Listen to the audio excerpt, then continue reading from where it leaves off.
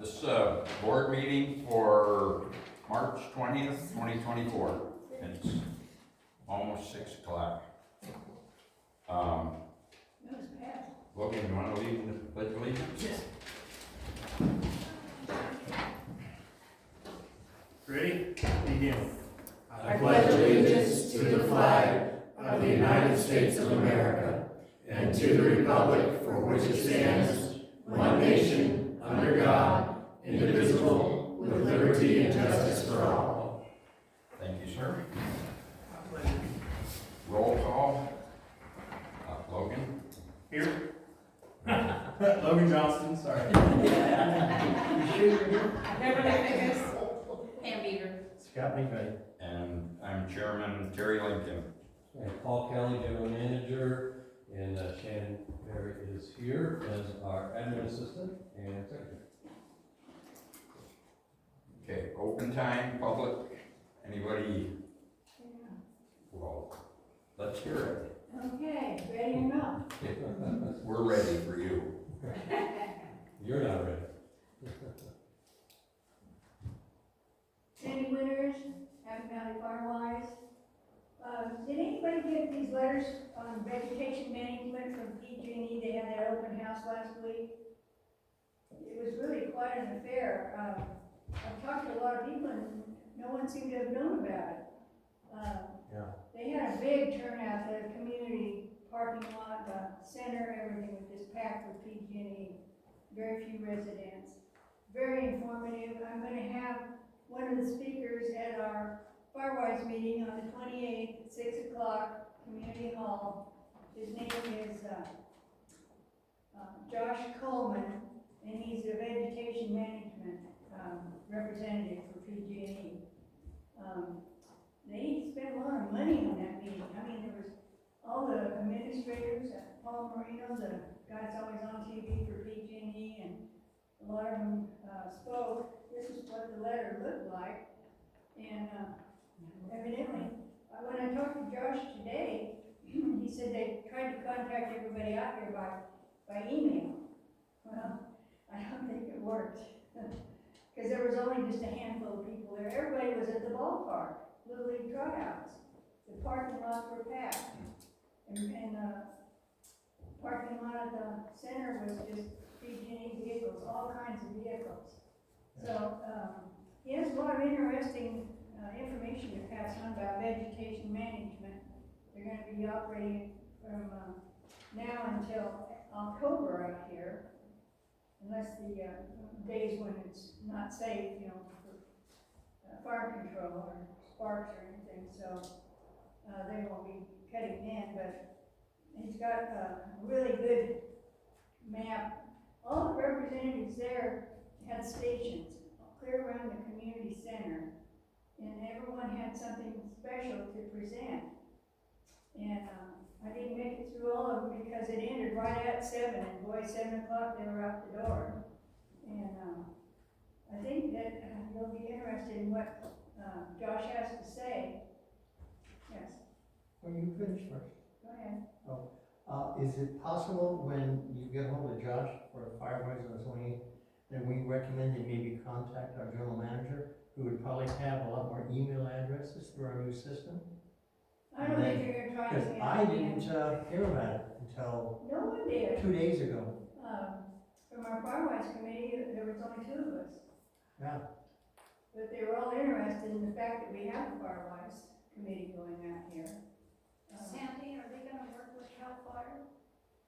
Are they gonna work with the vegetation with CAL FIRE at all? They didn't say anything about that. It's all PG&E. And they're spending a lot of money to do this. They spent a lot of money to have that meeting. They haven't paid for the use of the hall yet. Oh, they haven't. Oh, they were supposed to have about, 2 hours, 5 to 7. yeah, $150, and no money yet. Well, I'm sure they'll get it. And what, that was on Tuesday or That was, I think it was last week? Monday last week? No, Tuesday. Tuesday, March the 12th, 5 to 7. Right. Yeah. Yeah, just for the board's purposes, we received that letter on Tuesday. And, Well, I only got it a couple of days ahead of time. yeah, So we got it the day it happened. I was gonna try to go, but I'd already committed to going to the Igo Ono board meeting that day, so I wasn't able to make it to this. That's more important. Thank you, Sandy. Thank you. Anybody else would like to comment?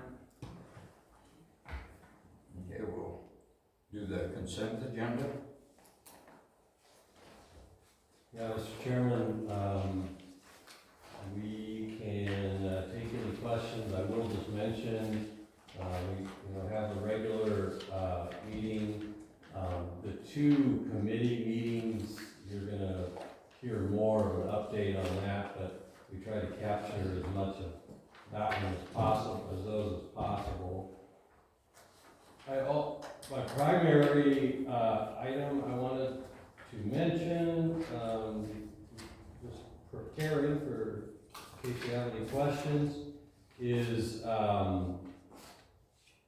on the, you'll notice on the bills paid, there's wells 1 and 2 in the office. We're still keeping some of those standby charges. We just keep monitoring those. We're keeping those down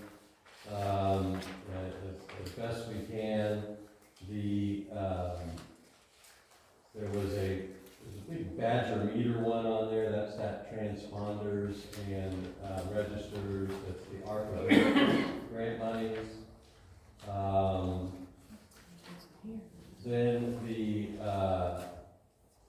other thing that occurred was in February was the OPEB fix and the return of some of the employees' contributions. Some of the employees chose to put that into their deferred comp or their 457 account. So at the top of that page, pretty much all that is, it's returned OPEB money that goes there.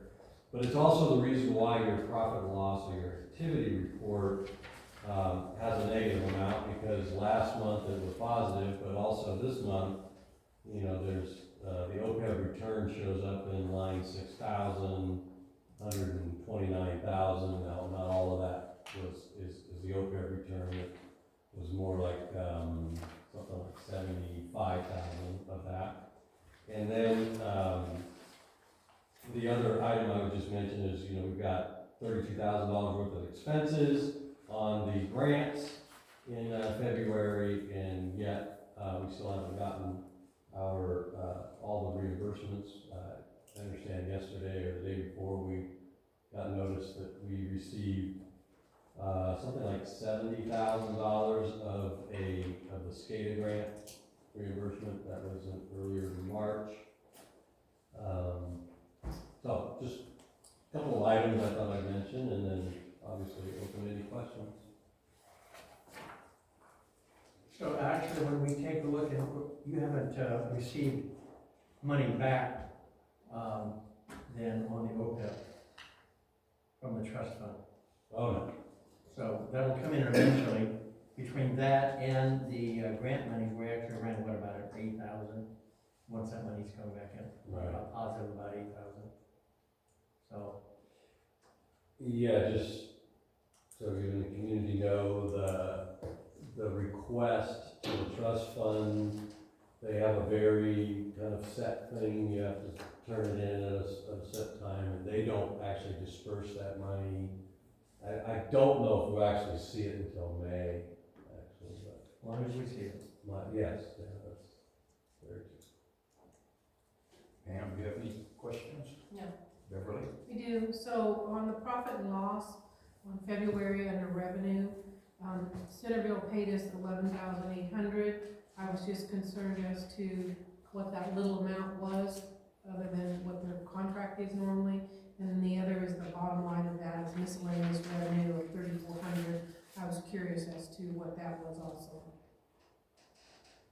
Well, for the Centerville payment, that was just one of their, I think that might be 2 months, because they pay, no, that's 1 month's worth of payment. I think they're yearly, they pay us about 190 to 200,000. Right, so that's low. Yeah. So that one would be their somewhere like their December or January payment, that's always kind of the lowest ones, because that's the lowest amount of water that goes through the system. Okay, so it's based on Yes, water usage for yeah. them? So if it's December and January, then they're running months behind. Based on what I can see from the last 5 years, that's light speed. I know, it seems like, yeah, it's about 2 months that they're. But can't we ask them, I mean, as we have to worry about having money in our account to pay our bills, can't they be a little more timely in their bill paying?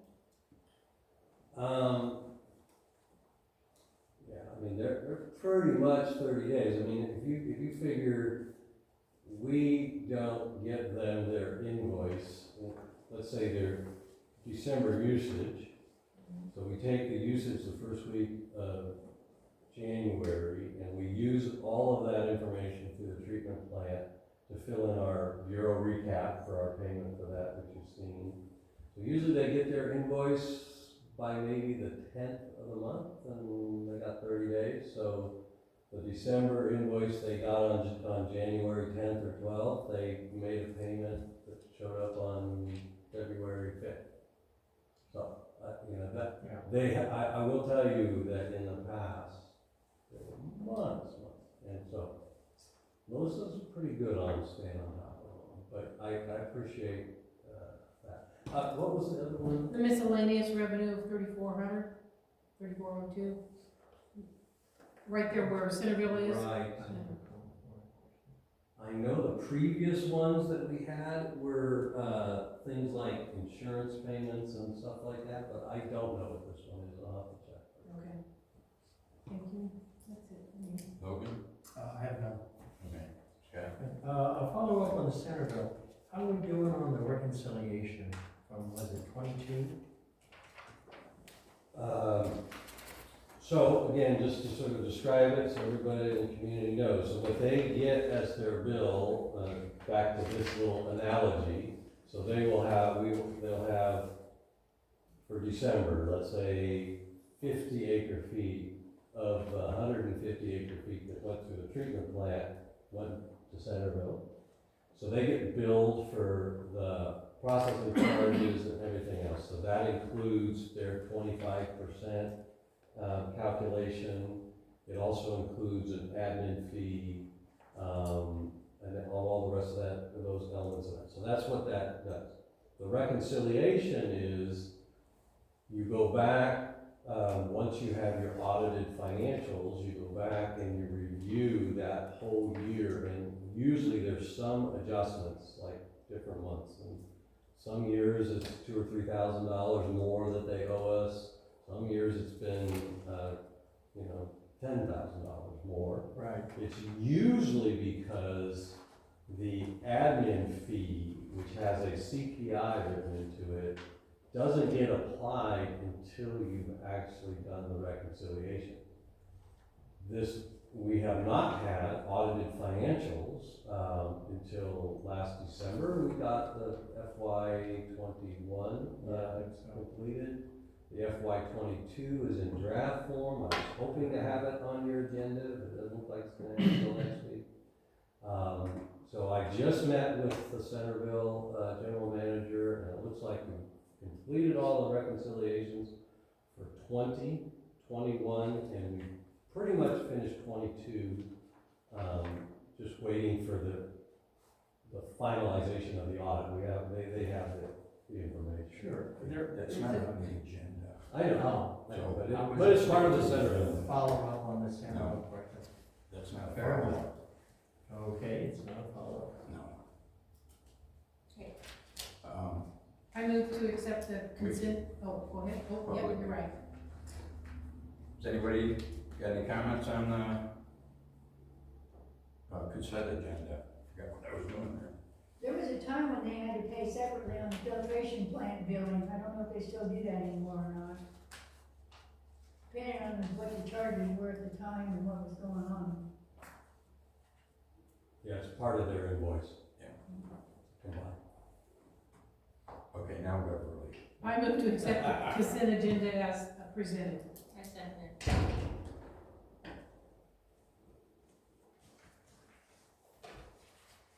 We have a motion? Oh, we have a motion A second? and a second, so carried. No, all those in favor? All Oh. in favor. Darn, I keep I getting- know, see, it's a tough job, I know. Yeah. All in favor? Aye. Motion was. Motion carried. I love it. Use that thing more. More often. I need a bigger one. Okay, old business. Yes, just, we keep this account reconciliation. There's no news on the prior to 2022 account reconciliation. I did get, just the other day, actually, so I will have something to report next week, or next month, a reconciliation, initial reconciliation for 23 water year. And it's mostly just for us to confirm, what we reported and what they billed and what we paid. So that's kind of the start of their reconciliation. Obviously, the next items will talk about the, delivery charges and, rate sheet and their allocation. I will just mention, we did, see the Bureau, at our Water Resource Managers meeting, 2 weeks ago. They made no commitments on amending their initial allocation quite yet. But if you look at the weather or what's coming in over the next 10 days, I gotta believe we're gonna get a, Shasta's at 21.3, and they've been spilling and. yeah, but they're retaining right now.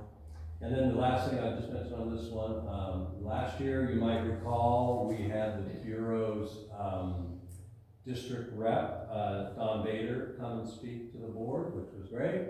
And he, accepted my invitation to come speak again, so he'll be here next month.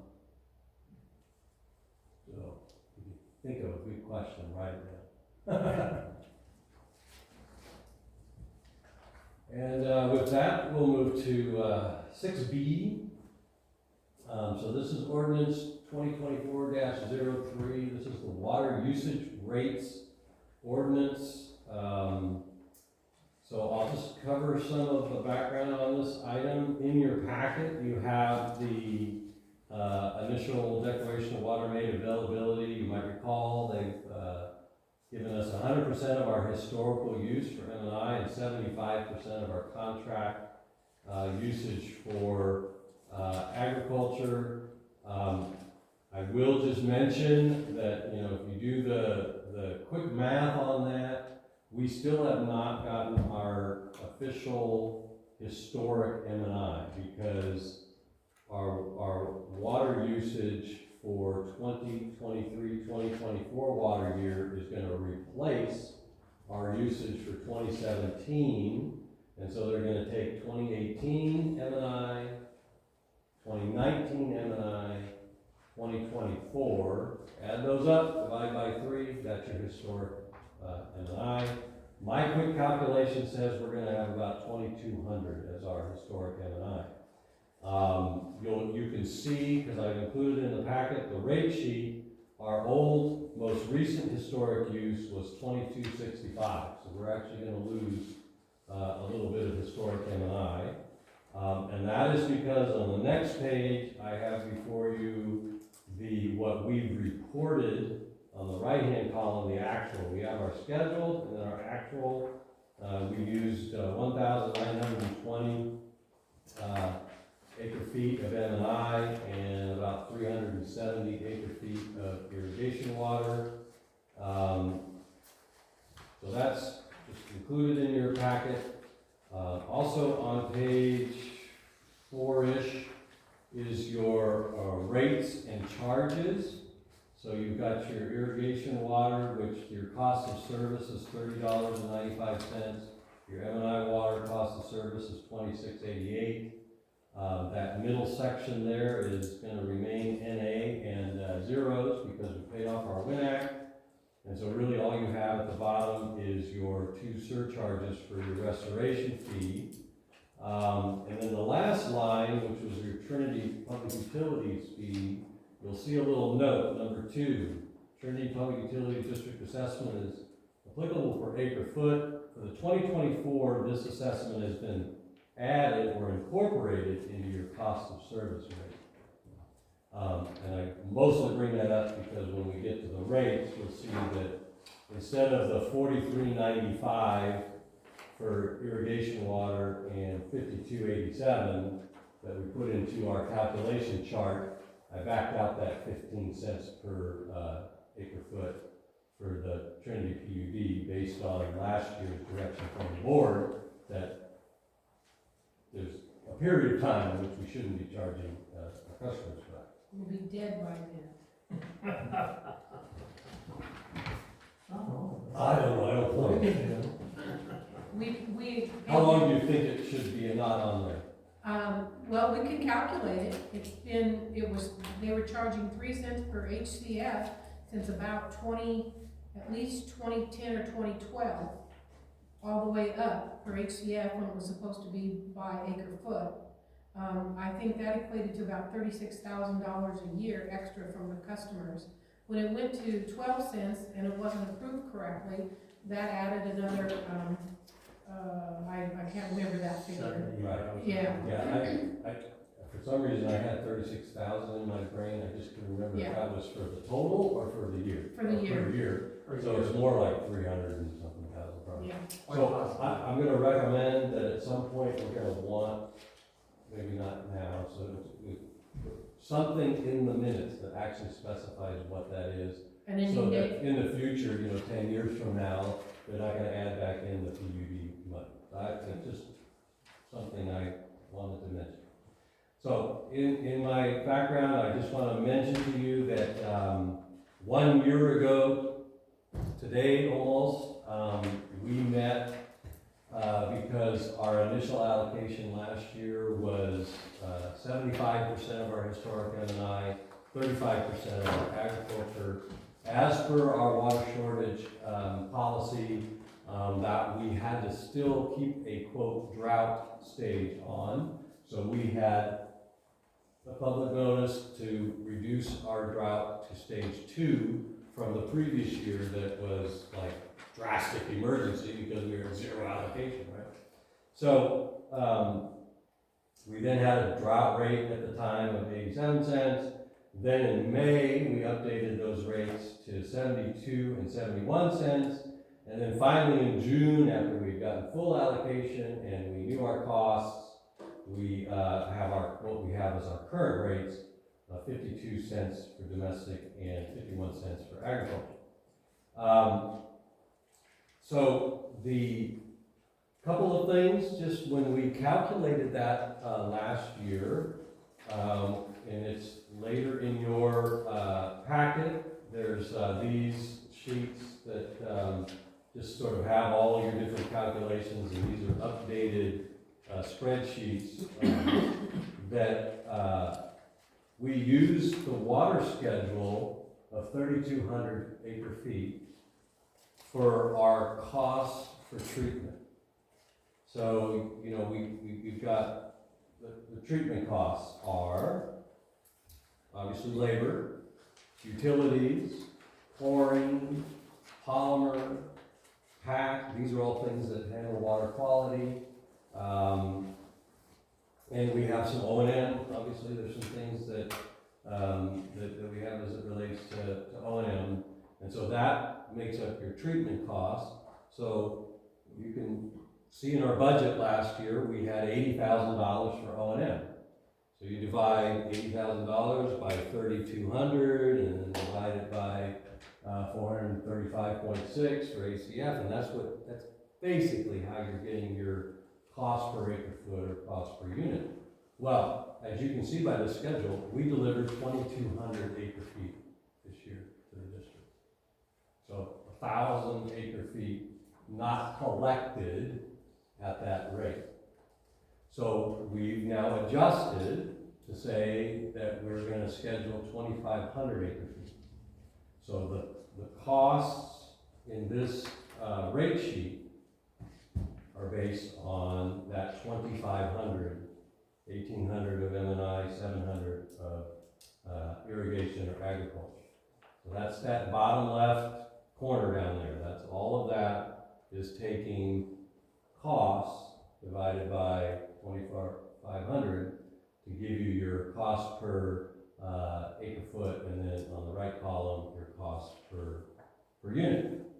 The other thing is, we know that PG&E implemented, they gotta pay for the use of the community hall and a bunch of overtime for a bunch of people to make presentations. So they've been raising rates, right? 18% was a rate that just came in. You probably saw it on your recent bills. There's also projecting to be 3 more rate increases this coming year.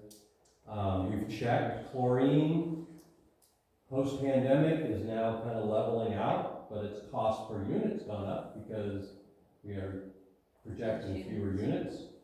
The polymer and PAC, which is again what you mix with your water to make sure it gets the turbidity and other cleaning out of it, costs basically the same, but just different allocation. The labor is going to be the same, but the O&M are things that are really at risk here. We obviously didn't actually get as much money in O&M over this year than we projected. We've replaced some actuators and a whole bunch of other list of things that Bill's worked on. But there has been a lot of maintenance that has not been done, a lot of deferred maintenance. So not unlike if you don't change the oil in your car for 100,000 miles, instead of changing it at 100,000 miles, you're replacing the engine. So one of our big trains up there, those big canisters that you see, train 6, the insides have collapsed. So that it's not working. We've shut it off the valves, and it's not working. We got a quick estimate that's about $300,000 to fix. Less 25% at Centerville. Yeah, Centerville. So by the way, all these costs have been given to Centerville. They, on a monthly basis, pay their 25% basically of these costs. So, we put in some money, a little bit of money into the O&M to start funding just sort of the work at these particular items. It's not going to, obviously, you can't raise $300,000 plus for that size of a project. If we have a little bit of money to do some engineering, maybe we can go get a grant, and we'd have to put it out to bid anyway. So we don't know for sure. This is just a quick estimate. So the other thing is we just some things for the board's consideration. These charts are slightly modified to the rate study chart. That's this thing here.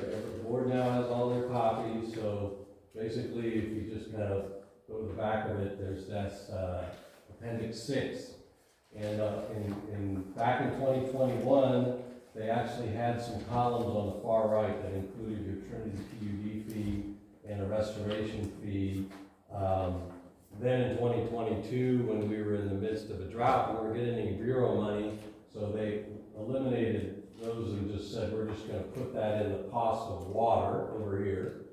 And then at the bottom, there was just treatment materials and labor on there.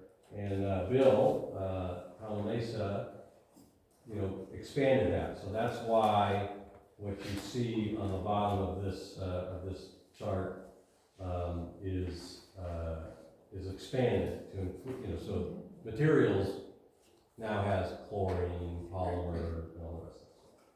So a couple things for the board to consider. So the rates are the cost of what we pay the Bureau. So that's what's in here. As Bureau M&I is 5272, that is 5287 minus the 15 cents. And then 4380 for irrigation or ag water. And then we calculate the cost of treatment. So you've got a couple of alternatives in here. In one case, we've come up with 42 cents per unit. Then you add a reserve account. On the old sheet, they called that a profit of 4.1%. Don't like that term, it's really to be designated for reserves. That's about 2 cents per unit. So right now, we've come up with one, after talking to the finance committee, 57 cents for M&I and 55 cents for irrigation or ag usage. Again, there's a sheet in here that has a list of O&M items for the treatment plant. There's added that $20,000 for the Train 6 work. If you take that out, obviously you're at 97,000 versus the 27,000, or versus 117,000. The other thing, just so for the board's consideration, they could give us direction that those reserves on the usage should be used to start looking at, major repairs, right? Instead of putting it all in O&M. There's also, a couple of other items. Director Fickus will want to talk a little bit about whether or not this had to be a public hearing and how we can deal with that. There's also the issue of sort of next steps, just so everybody knows. If you adopted this ordinance today, it does not become effective for 30 days. That's part of your 30-day notice. When you approve it, it's sending the notice. We put it in the newsletter in the past. Well, now that we have a new software system, we'll actually be able to put it as a little message on everybody's bill. And then it would not be effective until everybody's May 1st bill.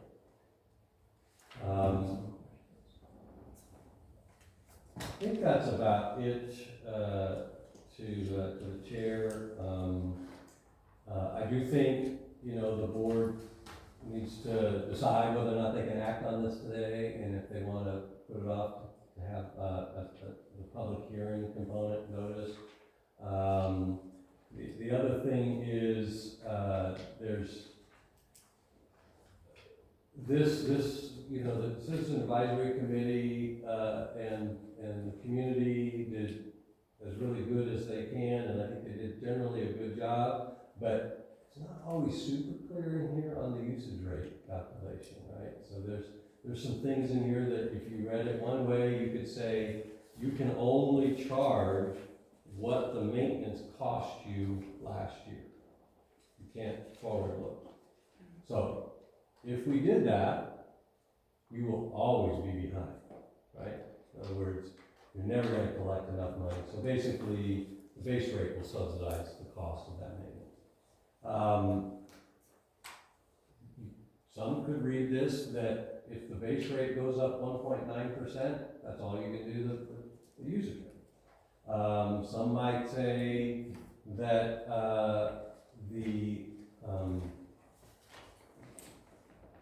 I don't know, some might say that Trinity PV is supposed to be in it, but I know we don't want to do that.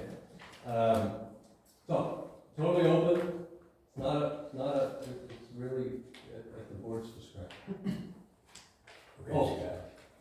And I would say, regardless of whether or not you approve or not this ordinance tonight, you want to move on, I still want to get direction, like, is this the right number? Should we make some changes and those kind of things?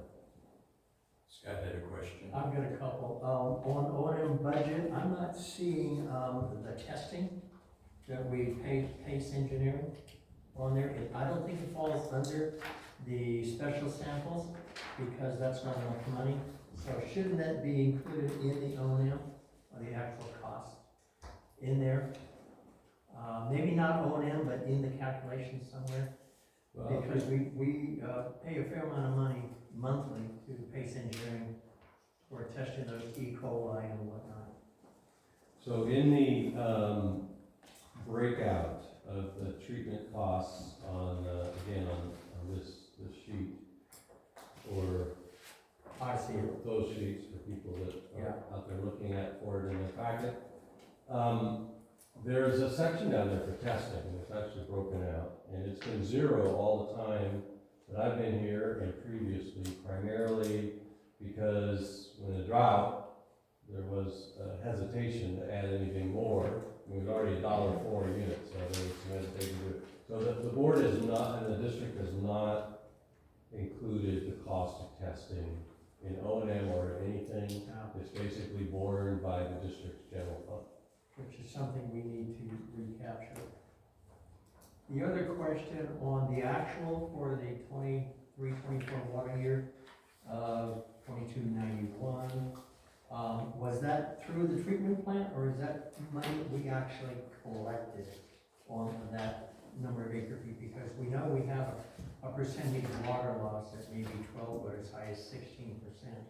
Okay, so the 1,920 M&I plus the Right. agriculture, The 371, right? that is through the treatment plant, and that is what we paid the Bureau. Right, so we can't necessarily assume that we collected on all this if we're running, 14, 16% water loss. And it's not being dealt in the rate study either. So, again, this is another thing for the board to I consider understand. and to give us direction. So the district has not dealt with the water loss issue at all until yours truly started putting together that little orange-lined spreadsheet. And again, it's still in its formulation.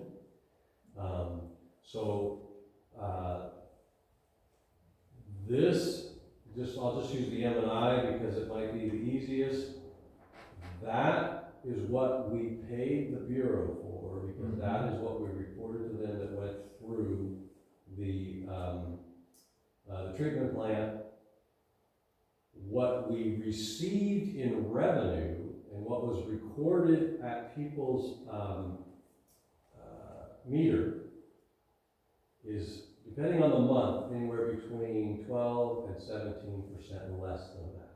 Correct. So you're right. We received in revenue probably around 1680 in acre feet. I don't have the current calculation. So one of the policy calls that I would love to hear from the directors is what should we do as it relates to our usage rates to deal with water loss. We do not currently calculate any of that.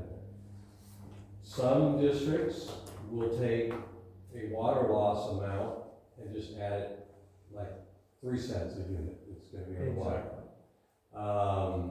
Another way to do it is, as I just described, we currently take our costs in this sheet and divide it by 2,500 acre feet. You can take, it's really easier for me to do the mental math, take 10% off of that and make it, 2250, and divide your costs by 2250, and that will pick up your water loss. Correct. Now, having checked with a few other districts, they typically, if their systems are running well, run 4 to 6% water loss on a regular basis. So we're probably running 8 to 12% above that, and have been for probably a few decades. Yeah. So It's the my, cost of doing business. my one question is I know this one plant is down, Filter. It's a filter, filter, yeah. but from what Bill said at a previous meeting, there's other ones that are just as bad shape. Almost. Yeah, I think, as you know, he found, we used to have a little baggie of it back there, some anthracite, that we have been putting in some of these trains to try to extend their life. So far so good on trains 2, 4, and 5. The problem with this one is all of the gravels and this anthracite sits on that big round submarine tube, sits on a bed that has a bunch of crisscross pipes. And those pipes have all collapsed. I understand that, and because after we spoke about this earlier, yesterday, I think, I went home and it's been going through my little brain. What we're trying to do is capture some costs for this one, when in actuality, we got a bigger problem. Has it ever been thought of having as we have different fees, we have it for filter maintenance and replacement, a fee on the bill for just that specific. Does that make sense? Because this is a long term. We get one fixed and we've got to go on to the next one because it was deferred for so long. So then we're not popping it into the water rate, but we're showing them, because one of our goals have always been, since we came into it, is to be as transparent to the public as possible, to show them where their money's going. And that would help, and especially that we would say, because deferred maintenance was deferred so long by previous administrations, we are in a pickle, and we have got to do some, and so they can see it, just like they can see the different fees.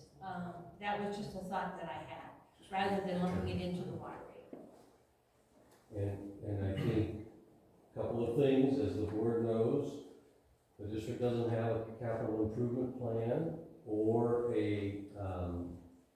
I've been told by others, like Bella Vista, they kind of have a modified one that is basically a spreadsheet that shows all of their capital improvements that they have.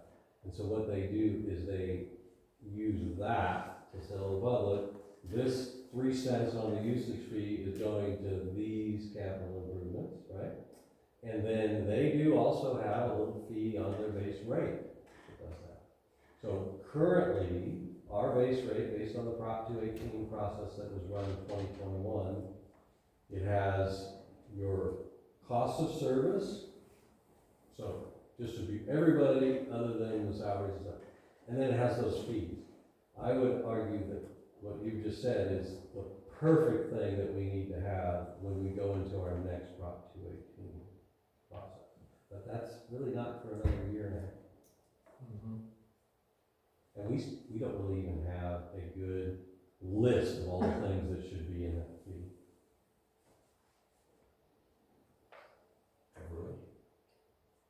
Okay, so those that know me, I'm all about the legalities.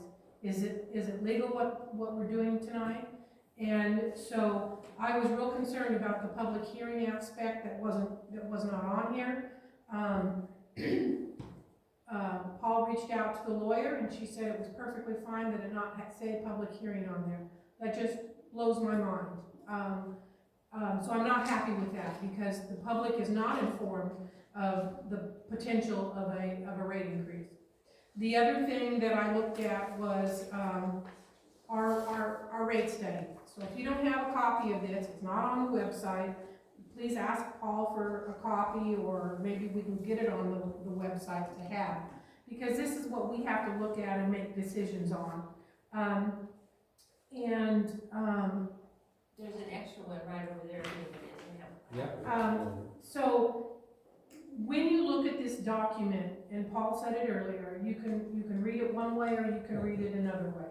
And that's the frustrating part about this. So I have a lot of issues and a lot of concerns, and I'm not a happy camper. Let me read you just a couple of excerpts that I would like to share this evening, because I think it's quite clear. So someone else may think it's not quite clear. The base rate. includes the operations, repairs, reserves, and all other costs related to the production, treatment, and distribution of water. So that tells me that that base rate includes all of the things that they're trying to add, us, are trying to add to the new rate. Our rates from the Bureau are actually less than they are last year, and yet we're looking at a 5 to 9 cent increase based on this proposal today, Board. So that bothers me. It says that the water use is a charge that covers the cost of water plus treatment and labor expenses. It doesn't say maintenance, it doesn't say repairs, it doesn't say any of that. It says that's the base rate. So then when I go looking more about the water use in the 30 days, we kind of did that, the CAC at that time when they put it together, and there was 4 people on that CAC. The HBCC did try to make recommendations, and we were basically really shut down on what we wanted to see. So that CAC that put that together was a little bit separate. They kind of listened, but came up with their own interpretation, which is fine. But that was because that drought, when we had that penalty, they were doing it wrong. And in the past years, how they were calculating our drought penalty was incorrect. And so there was a big kerfuffle about how it was supposed to go. So they kind of put that in there for that 30 days to, if the Bureau came back or we have to buy water from McConnell at $250 an acre foot, how are we going to recoup that? And that was why the 30 day. I can understand if also the Bureau comes back and says your water isn't going to cost you $50 now that it currently costs us, it's going to cost you $80, that we would have to increase it. And that's what that was kind of based on. What we're doing here is trying to increase it based upon additional costs that we see. And I think that's the base rate and not the water usage rate. So one of the issues also is because this is a complex document, I'm requesting that we have only a rate study review, because it does say in here we should be reviewing this in 3 years. Let's do that review. Let's get down and dirty on what we believe these means and make a final determination that we believe this and we believe that on here, because it is, you can read part of it saying this and then you read it somewhere else and it says something a little different. So I don't believe that we should raise the water usage rate at all. So that's my opinion.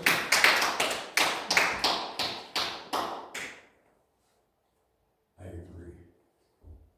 Logan, do you have any comments there? I think I agree with Beverly as far as taking some time to review this. Yep. And take a better look, because I'm gonna be honest, I haven't had a chance to really go through this in the way that it deserves. And I think that there's probably people in the community that would like to have that opportunity as well, so. I would like to see just a special meeting, Yeah. just this, just. Is that possible? Trying to think, when we could do that. Calendar-wise,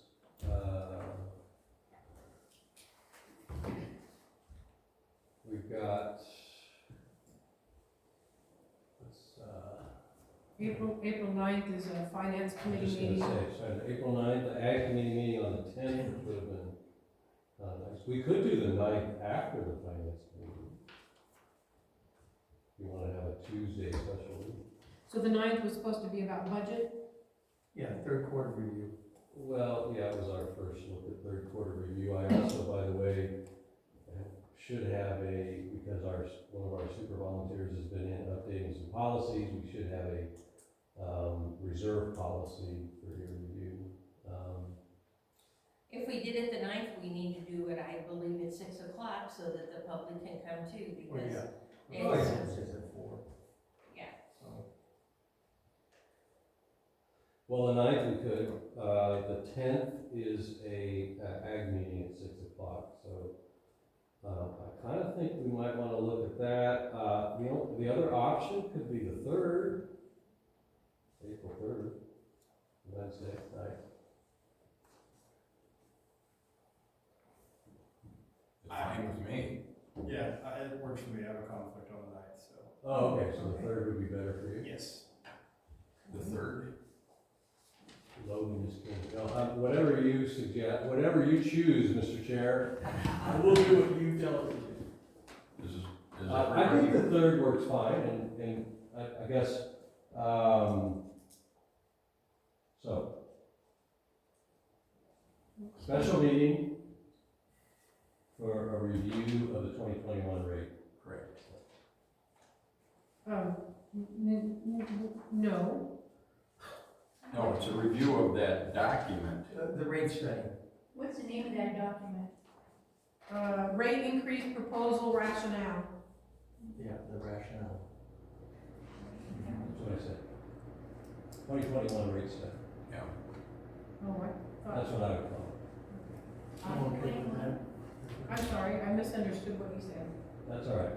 So,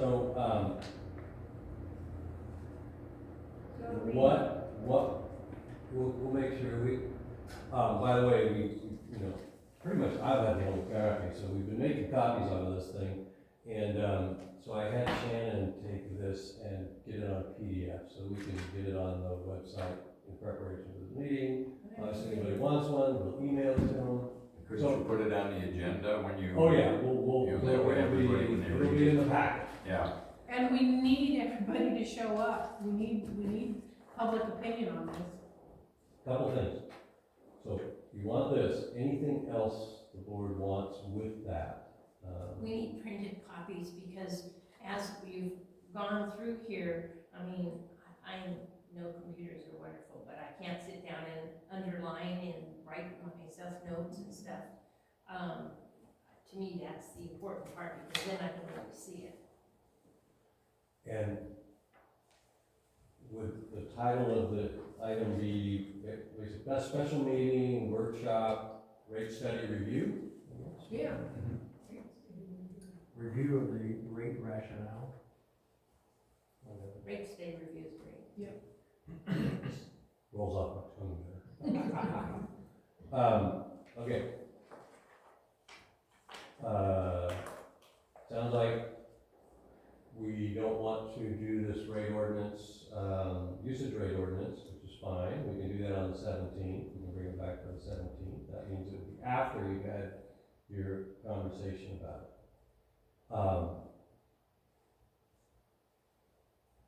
I will tell you that this is what the board has approved, the last 3 rate ordinances. And I think all of you have read the infamous little booklet. Okay, just keep that in mind. Death of a water agency. But what's being proposed is that we increase O&M and that we increase, or we put on repairs, or that we increase O&M to, what's the other one? That's the old one, in the packet, to quite a bit, double what it is now.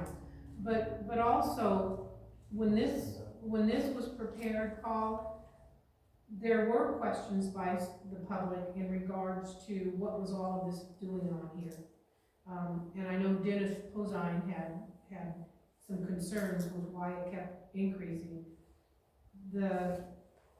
Originally, from this rate study, it shows that the rates were 37 cents, is what it originally said. I think they increased it to 47 cents or something, I don't remember. And that was when the water was costing us $80-some odd an acre foot. And now it's only $50 an acre foot, and yet we want to charge a lot more. So that's what I don't understand. I'd like to go over the rationale. Yeah, that's fine. I'm gonna point out too, for those of you that are gonna be insomniacs and wanna read this, so this will help you go to sleep. Under the note on page 8, water usage rates will be set annually using the most current Bureau water rate schedule calculated using the normal water year-based formula found on Appendix 6, right here. The usage rate will therefore reflect the current Bureau water rate schedule for all applicable M&I irrigation Act categories, along with the corresponding restoration fees, just so you know we combine those. The formula and illustrated scenario of these calculated use estimated future water rates. Changes to the usage rate for HCF will be based on additional costs incurred by the district and will be changed on a 30-day notice. So that is the reason why you have all these different costs. Now, it's okay. Now, I would argue that one of the mistakes that were made in this rate rationale is that the labor portion, which is called out in here, the base labor should be in the base rate. Because it doesn't matter how many gallons or acre feet you run through that treatment plant, you have to have a chief treatment plant operator and at least one or two other staff members. Now, overtime is impacted by more water going through there versus less water. So that should be part of the base rate, just like your distribution people, just like admin. But that wasn't what they did. But those are all part of the things that it's great to talk about, because we all got to understand. But we know there's been a lot of things that were wrong. I mean, between computer programs, between not replenishing tools, between all the things that have slowly being corrected, this is something else that we have dug up. And so now we have to figure the best way to address it. Right. But if you look at Appendix 6, and then I'm going to be quiet, it says the reason to recalculate the water rate for the current year is that the water rates from the Bureau will change, as do the costs for materials and labor. So it's talking about treatment materials, and it's talking about labor. So it's not, and the cost from the Bureau. So it's not talking about O&M at all. And that's the one that we're proposing to change by quite a lot to increase it. So that's, Again, so, board's call. Yep. If you do not think that O&M, changing the oil in your car, is materials at treatment, that's fine. We can remove that. But that's really a board call. I mean, I think part of the value of having a complete discussion on this is what the CAC and this rationale was not clear on is what is treatment materials and what is labor. Yeah. It's called. District's practice is that sheet that you have, but we can obviously change that. And like I said, for those of you that may have attended the great houses of worship, it's kind of like a Bible, right? You interpret it, I interpret it. You gotta. Right. Scott's got something. A couple of things. One, I want to tag on to some of Director Beaver's concerns. The water treatment plant is now about 27 years old, built to last about 20 years, so we're past it. Director Beaver is correct. We have train 6 down. The others are in poor condition. The anthracite is the charcoal, then there's a coarse sand, and then gravel layers. You're having to add the anthracite to try to keep them going. Because of train 6 being down this year, there's going to be real challenges to fill in water tanks for Centerville and our own. Okay? If another train goes down, what happens, Paul? We're on a creek without a paddle. Well, the creek. Well, Yeah, it's going to be boil water notices. boil water notices, okay? So we do need to address that. I think that is part of what should be, whether we do it through a base rate or a reserve or an O&M, you know, it's got to be addressed. Well, we'll address it on the 3rd. Okay, but I just want the public to be made aware. Third at 6 They're gonna be p.m. here, so. Okay, fair enough. Yeah. But, you know, the other point I wanted to make was, and Paul mentioned Denver Water District, we all read that book hopefully, very carefully. They failed to address these things, these little charges. They turned a blind eye, as did some of the prior board members, which got us to where we are now.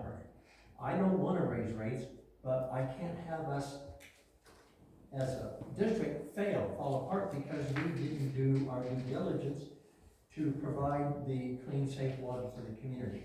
We know inflation is up, you know, as much as it hurts, it's gonna hurt, anything we add to O&M is gonna hurt the high water users, myself, other ag customers more because we'll be paying a greater percentage. Well, but our question is should we be putting an O&M, and so we'll have to Okay. discuss it then. And we'll discuss it all on the 3rd.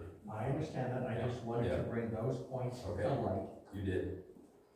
Yes, sir. When a government agency goes past what the law requires that they do, and the purpose for that going past is to maintain and increase the trust of the public it serves, and at a nominal cost, it's always doing something wonderful.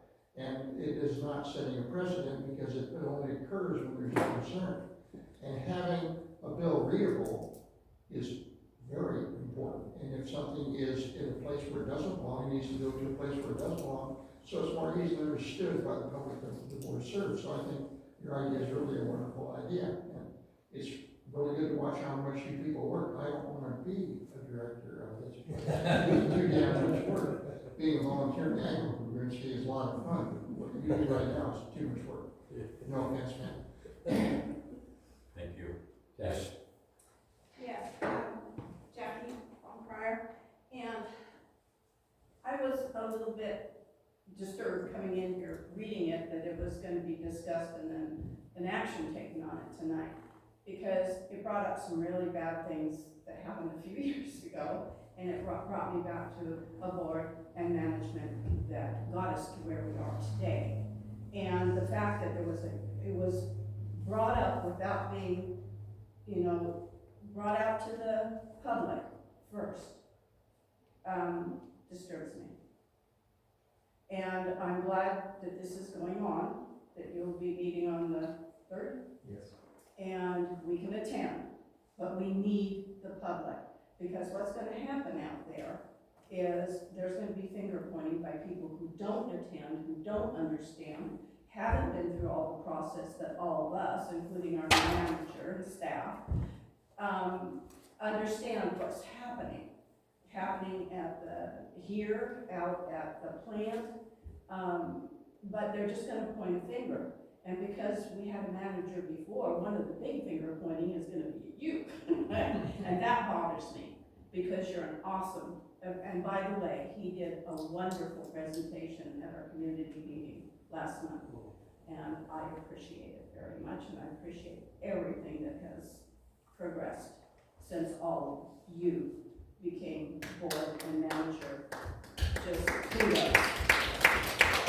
So anyway, I just don't want those old feelings coming back, and anything that goes on that agenda that should come to us, the public that uses the water, we should be notified ahead before, almost like a sneak attack. We're gonna discuss it with a vote on it. So let's put a lot of thought into it, let the public know about it, so that, you know, we don't have any questions from our public before. Well, technically, you know, in some respects, the public has noticed if they would, you know, read Facebook or whatever, but not everybody does. No, they don't, and elderly people especially, a lot of your low income. And one of the things that we were wanting to do is, if we can afford it, use as much water as you can. Now, we were really trained during the, you know, the cutbacks. I mean, we all learned to cut back, and we're still cutting back. So now you're gonna raise it again, and those that are using water, yeah, it's gonna go up. A lot of people can afford it, but there's a lot of people who can't. We have a lot of very low income and elderly people who are, you know, $1,200–1,400 a month. And it's gonna affect a lot of people. So, you know, we do need to put it out there. We do need to know what our community has to say about these things. So I would really encourage putting it out at any media that we can to get to the people who don't, really, have Facebook, have email, and all this, other ways that most of us have the ability to have. So it's just important to me that this is where, but again, you guys are all doing a good job, so appreciate that. Thank you, Debbie. How much, hassle is it to get the schools to put it up on their bulletin board or their gizmo whacker You thing? just go in and ask, I mean, I do it all the time for Firewise. Yeah, Just go to the girl at the desk and ask her. could we Yeah. do Oh, that? look, we've had the school do some things for Yeah. us before. I just didn't know whether it was a big problem with them or. No, it's not. No problem for Shannon. Okay. Good, good. Speaking for her. Hope. Send deliveries again, as long as the board's working, you can post whatever you want on there. They're really, helpful on getting whatever you need out, and, we do it all the time for Firewise, but, I'm so glad we're not going back to the Proposition 218 procedures of June 19th, 2020, and the, other Proposition 218 meeting that we had. That was such a hassle, and I know it costs the district a lot of money to put those meetings on, but we did have a lot of people working. Colleen did an excellent job. 1,135 protest letters right out here. And, we've been discussing, I want to really thank Beverly for her presentation. She said everything that really was important on what happened with our Proposition 218 meetings. Seeing we're funded also by property tax fees, and that kind of hinders us as far as protesting these rate increases, but it also states that we can go to the board and voice our opinion and ask that it be delayed until more information is available. So, thank you, Beverly, that was great. And I also want to make a comment, Paul's the best manager we've ever had. And also, this is the best board we've ever had. Sitting at all those meetings, listening to the things on the agenda and how they were handled. I mean, it was black and white. All this mess was gonna come up pretty soon, because things weren't, for example, the filtration plant, the 1968 Safe Drinking Water Act. They run their hands all the time in all the meetings. Oh, what are we gonna do? We can't afford all that, 4 million gallon water tank and all that filtration plant, and what all is being required of the district to come into compliance with the state of California. And, it was just a matter of, there was gonna be a time when all the S hit the fan, and it did. So thank you for handling it the way you have. And yes, the very first 3 people that I saw when I walked into that cafeteria for that meeting at the school was Beverly, Colleen, and Sandy. Colleen? These 3. I won't go to the podium, but Colleen Wagaman. So, I don't know, I get my, and thank you, Beverly, for bringing up those things. It was the same things I was thinking in my head. I've been just like so worked up about it. And I mean, it is due in part to distrust that of things that have happened to us. I mean, why we gathered the signatures, $500 tacked onto our bill every month. I was like, what? Are you kidding me? No, this is not gonna happen. But I will say, I get a bill in the mail, and I don't know about these new statements, they don't really total it up, but, so my bill was $72, $67.92 of it were fees. I got a house in Anderson, my bill was $14.85. Oh, by the way, I planted fruit trees there. But it's like, so I spent $685.32 for the year in fees. And I mean, when you look at that $67.92 is not what an average person uses for water. And so you guys are wondering why we're not using water. That's because a lot of people out there, their water bills were $35 a month. I mean, look at that. That's a shock. That's a shock. shock of getting that many fees thrown at you, and I mean, I'm glad you guys are breaking them all down, showing us, you know, what they are, you know, this repayment, this, you know, charge, whatever. But that is why people are not using water. That is why I bought a house in Anderson. Because I'm looking to the future, and I'm thinking, how am I gonna be able to live out here? Even if I have a house with a cat. And just one person living in that house with a cat. Those are absolutely crazy amounts of fees to pay every month just to have the privilege of saying, there's my water faucet, but I can't turn it on because I'm paying a base rate that is what 2 months of water bills used to be. And that is a damn shame. That is just, I can't get over it. Because it bothers me so bad, because I want people to be able to live out here. I want people to say, I want to move to Happy Valley.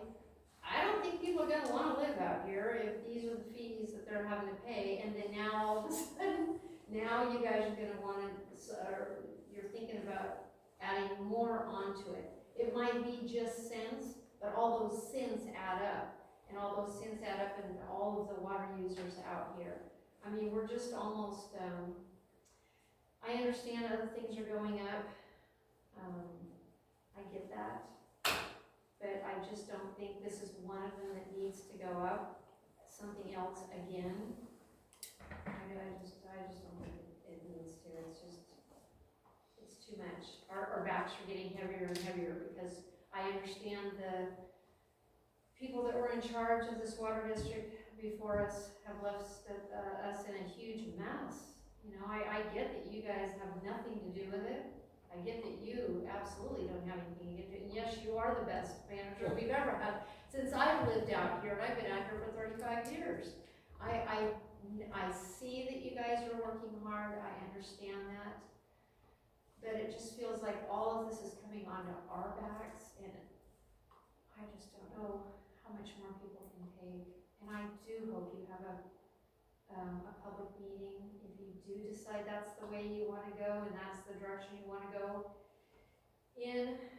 I just, in talking to the people and gathering those signatures and people's sense, it's just been really sad talking to people that say, you know, I don't have goats anymore. I didn't even put a garden in. I just give up. Well, I want to give up too. I didn't want to replant my pasture. I didn't want to replant my trees, but I did. It was a big gamble, because I don't know, are those trees gonna make it? Are they gonna die too? I don't know. But we just keep trying, and I just hope that it doesn't happen. That's all I can. I wanna know how you got your bill lower than mine, What? and I'm not watering. I know, and I put another greenhouse in. I've started all my plants inside, and I have been watering them, but. Oh, but it's still lower than mine, and I'm not watering anything other than, you know, a few animals, so. I need to check and see if I've got a leak. Well, that's Check to what, see that's if what you got a the leak. drought did, is it made us all check for leaks. Yeah. Oh, yeah. I mean, I changed 10 anti-siphon valves that were leaking, It and was, I found 2 more leaks this year. it was funny, because just yesterday, not to get off subject, but I was looking at a video of my husband going to the front yard and out into the field with my granddaughter. It was during the drought, and everything was dirt. Just brown dirt, because we hadn't had any water, and it was just kind of a shock to see it. I couldn't believe it. It was We've just had really 7 sad. droughts since this district was formed. And almost every one of them were 3 years. Yeah. And then we go 3 to 4 years, another drought, starting in the 70s. Anybody else have anything to say? All right. I do. Oh, okay, I almost let you off the hook, but. thanks. I've got my gavel ready. Hi, my name is Joanne Bloomquist, and I want to commend Paul and the board for everything they've done to get us back almost solved. And that was my question. Are we solvent? Are we at the point where we're not, what were we, 1.1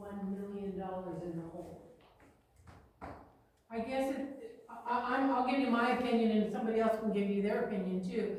It depends upon what month, you know, because we did this OPEC turnaround for the employees and their retirees, and we had to come up with 150,000 to 130,000 to allocate to 3 employees to give back funds. And then Paul made a concerted effort to get the WIN Act paid off as far as our payments, which was supposed to be done by December, which he did. And, you know, he found money to do, and that's what I'm hoping we can do for the filter plant, is somehow, you know, once we really review the budget, is there places we can go to maybe make some allocations? So, I think the answer is yes. He's made a lot of expenses as far as, you know, the computers were all out of whack or ancient, and tools were broken that they were trying to use that never got replaced. There's a plethora of things that he had to, you know, that he's prioritizing to try to get done. So are there still things on the list? You know, but do I think we're in really good shape? I do, you know, I really do. Okay, and what was the proposed increase in the, rate, in the, base rate? What were you guys proposing? The No, water this is- usage this is rate, water you usage. can't do the base rate, but Okay, so it's not the base rate, it's the water usage rate that you want to increase. I think it was 5 cents to 9 cents. Okay, and so my opinion is, if you're gonna use the water, then you have to pay for it. But will that increase help solve some of our other problems? I think it's 22,000 a year, 32,000, how At much? 2 cents additional, it would be 21,000. Okay. At 5 cents additional HCF, it's about 46,000. Yeah, you're always gonna have pushback from the public, I mean, there's no way getting around that. But I've watched you guys get your acts together, bring us out of what was almost a bankruptcy, Yes. and get us on a sound footing, and I think the public needs to understand that. They need to have been on the journey to understand how far we've come, and a little extra charge on the usage isn't gonna cause a major problem for anybody.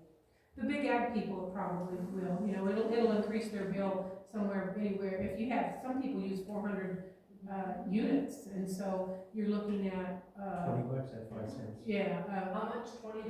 $20 a month yeah. Okay, well then. at 5 cent increase. See, for this is everyone. my opinion. I see so many people in the line at Starbucks paying $5 for a little cup of Yeah. coffee. It's all of their priorities, and my priority is to have a sound water district where I know when I open that faucet, water's gonna come out. Clean, drinkable water. So I propose, I support if you decide to increase the water usage rates, I support you. Be sure and come to the meeting so we I have will be everybody's I will be input. there. Most M&I customers are only gonna possibly run anywhere from 35 to 50 cents a month additional. Okay, Paul's got something here. Yeah, I think, again, that's all good for our workshop and for the next meeting. That's why we want to have this conversation. But I've got a just quick answer for Joanne, because it said, we're out of the red, we've passed through the pink, we're in the gray. Very good. I applaud you guys. Most of that pink is blood out of me, but. That was just a shorter answer to your question. No, and I understand, but we have some big expenditures coming up. We definitely. I mean, that doesn't even address the water mains that are breaking all the time. So, I mean, people have to understand that. It costs money, and when you've deferred maintenance like we have in this district, it's gonna cost money now to get us back on sound footings, and, you know, it is what it is. The meeting on the 3rd, would it be possible to get Bill here to kind of help us?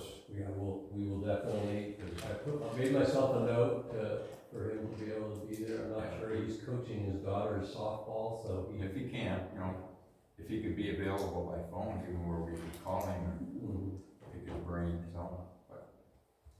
Is there a possible possible, when we get to a solid maintenance level, things are maintained, we have a reserve, that there is a distinct possibility that the water rate can go down. Yeah. The user yes. rate can go down, Yeah. because it is high, but I understand why, but the lady who just spoke has a good point, some people simply can't afford it, but in the not too distant future, we may be able to reduce it. If I'm correct. Believe it or not, back in the 70s, they went 6 years without an increase. The one wonderful thing that has happened through this whole thing is Shannon has gone and found places for people with low income or needing help with their water bills, and they're getting it. And really, we have Shannon to thank us for it, and getting all of our back bills paid. We had almost $300,000 worth of unpaid bills, and I think. Customers, is that what you mean? No, Delinquent. money. Delinquent. Oh, Delinquent. Yes. And how much are we down to, Shannon? How much of delinquent bills are we down to? Are we down? So we are definitely less than where we started. We'll be running some reports here at the end of the month and get some more details for you. I think Paul's got it in our packets. Yeah, and in the operations report, you'll see that, we still have 400 accounts that are 30 days delinquent. But you might recall that these numbers, currently we have $28,000 worth of delinquencies for 30 days, 17,000 for 60 days, and 45,000. And so much less. Remember when it was like hundreds of thousands in those columns? And we wrote off about 65,000 too old. So as We're off it, the agenda again, Right. so. I'm gonna say one more thing. Please. And we started out and look, we've come a long way, and for the people, and I agree with you, Colin, but for the people where it's starting to hurt, we do have an avenue to send them to say, okay, if you need help, possibly these people could help you. Is that state taxpayer funds that come in with that? That help? State, yes, it's state money. Okay. Well, it's one of the rare occasions when the state spends money intelligently, so good for us. Very Exactly. Very good. Exactly, well stated. Okay, your, Next item. right, RCAC Okay, resolution. yeah, this is, the next item before you is the Rural Community Assistance Corporation Loan Fund Program. Again, I know, you're probably all really tired of me, saying this, but we love grants. We love, and we're gonna continue to pursue grants to do as much as we possibly can. And, since I've been here, we actually implemented the South Booster grant and we've done all the projects. And now we have this Backwash Ponds project. It's a combined FEMA Cal OES grant with the state Department of Finance, the water boards, about $5 million. We're gonna go back, now that we know what our construction costs are, we gotta go back and ask them for about $1 million more. But I think I've described it to you before, that we've signed a contract with Allen Gill Construction for $5 million, basically, it's $4.89 million, to do ponds 2 and 3 over a 2-year period of time. So the minute they mobilize, start their work, 30 days later, they're gonna submit a bill. We're gonna send that bill to the state. The state has promised, and you can take to the bank, right? The state promised that they'll reimburse us within 90 days. I got another email today, basically saying, oh, by the way, a lot of us take vacations, it's the end of the fiscal year, we won't even process anything until July 1. So if we turn in something on May 1st, they won't even start processing it until July 1, and then they're gonna take 90 days. So obviously the contractor, we've got them on hold, they can't get reimbursed for 90 days. So this would be a bridge loan, bridge line of credit. we pay the contractor, let's say it's a $500,000 construction cost, we pay him $500,000, we turn in the reimbursement to the state, they're gonna actually hold back 10% anyway. But let's say the reimburse us was $450, we just obviously put that right to the line of credit, and we carry that retention cost. And then when the project is done, we submit to the state all the closeout documents, all these beautiful pictures. We might even invite them to the ribbon cutting, and then they will give us that 10%, and then we'll expire the loan. The loan has two costs. Obviously, there's an interest cost, 5%. There's also a fee, setup fee, and what they told me, 1.125%, so we got a $2 million line of credit, that would be $22,500. The state is willing to pay for the cost of the fee. So we've in our adjustment to the state, we put in $30,000 for the fee. Hopefully we'll get that covered. The interest costs, we will be using that dollar fee that everybody's been paying on there, right? That was for your state loan, project loan. At the time, the district, when they were doing this, thought we were gonna take out a loan to do this project. Well, it didn't happen until now. So RCAC seems to be the best. They seem to understand this type of work the best. You can see the application that I put out there. It says attach the following 12 listed documents. One of them is a resolution to borrow. That's what's before you. It's in ordinance form, and I need this by the board so that I can turn in our application packet within the next 2 or 3 weeks. Can you give us a projection of, and it's a difficult one to answer, of the interest that we'll probably have to pay over the course of that 2 years before we can final the project? Since you know that the way I budget things is overestimate costs, underestimate revenue, so that you don't run in the red as much.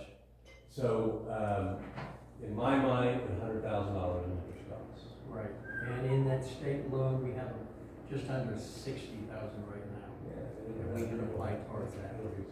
So that's 2 years, or that's $2 million yes, taken out of the account for, obviously a year.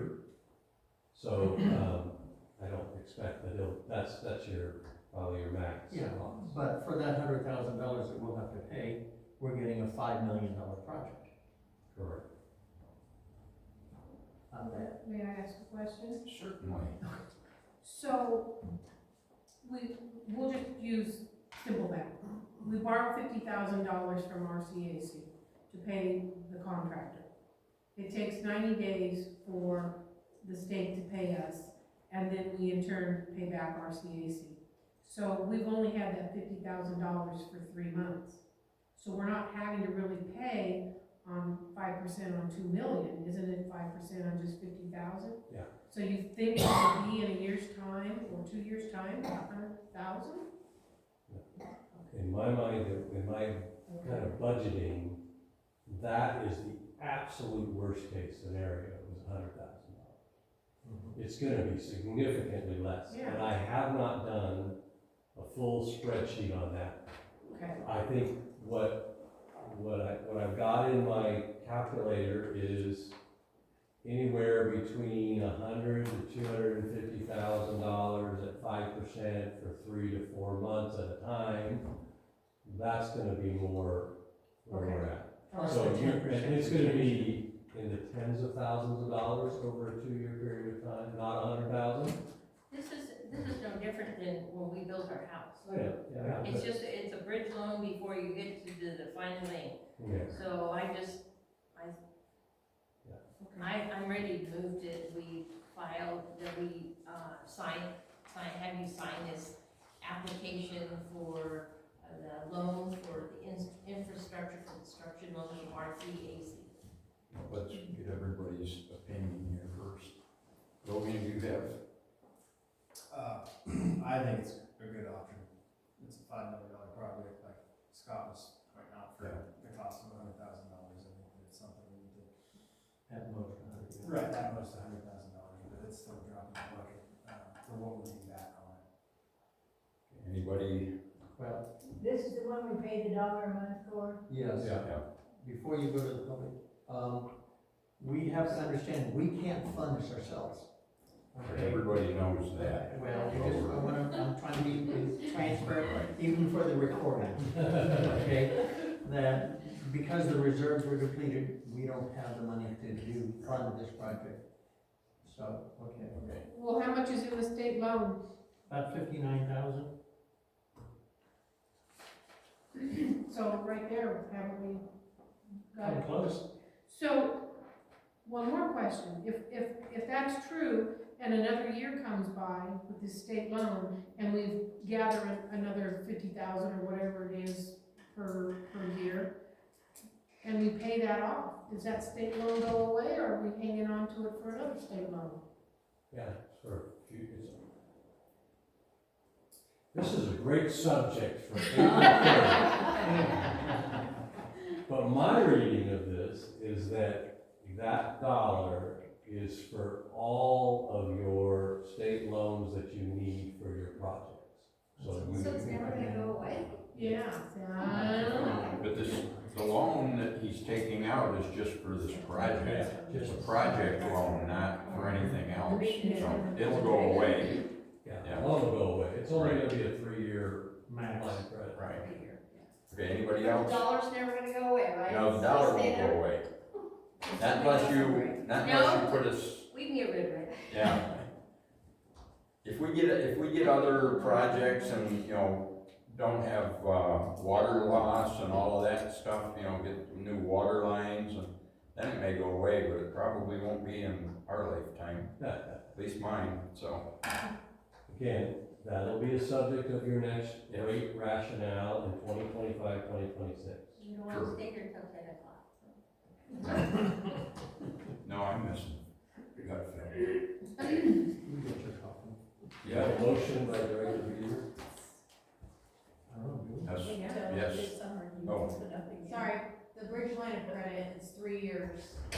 If the project is done and we have that bridge loan credit taken care of, are we able to use that for another project afterwards? Yeah. Okay, as long as it's still in the open. Right. Okay. So that's Good nice. question. Sorry. Yeah, very good question. Very good. Do we have a second on, I'll second it. I didn't hear the motion, I'm sorry. It was a while ago.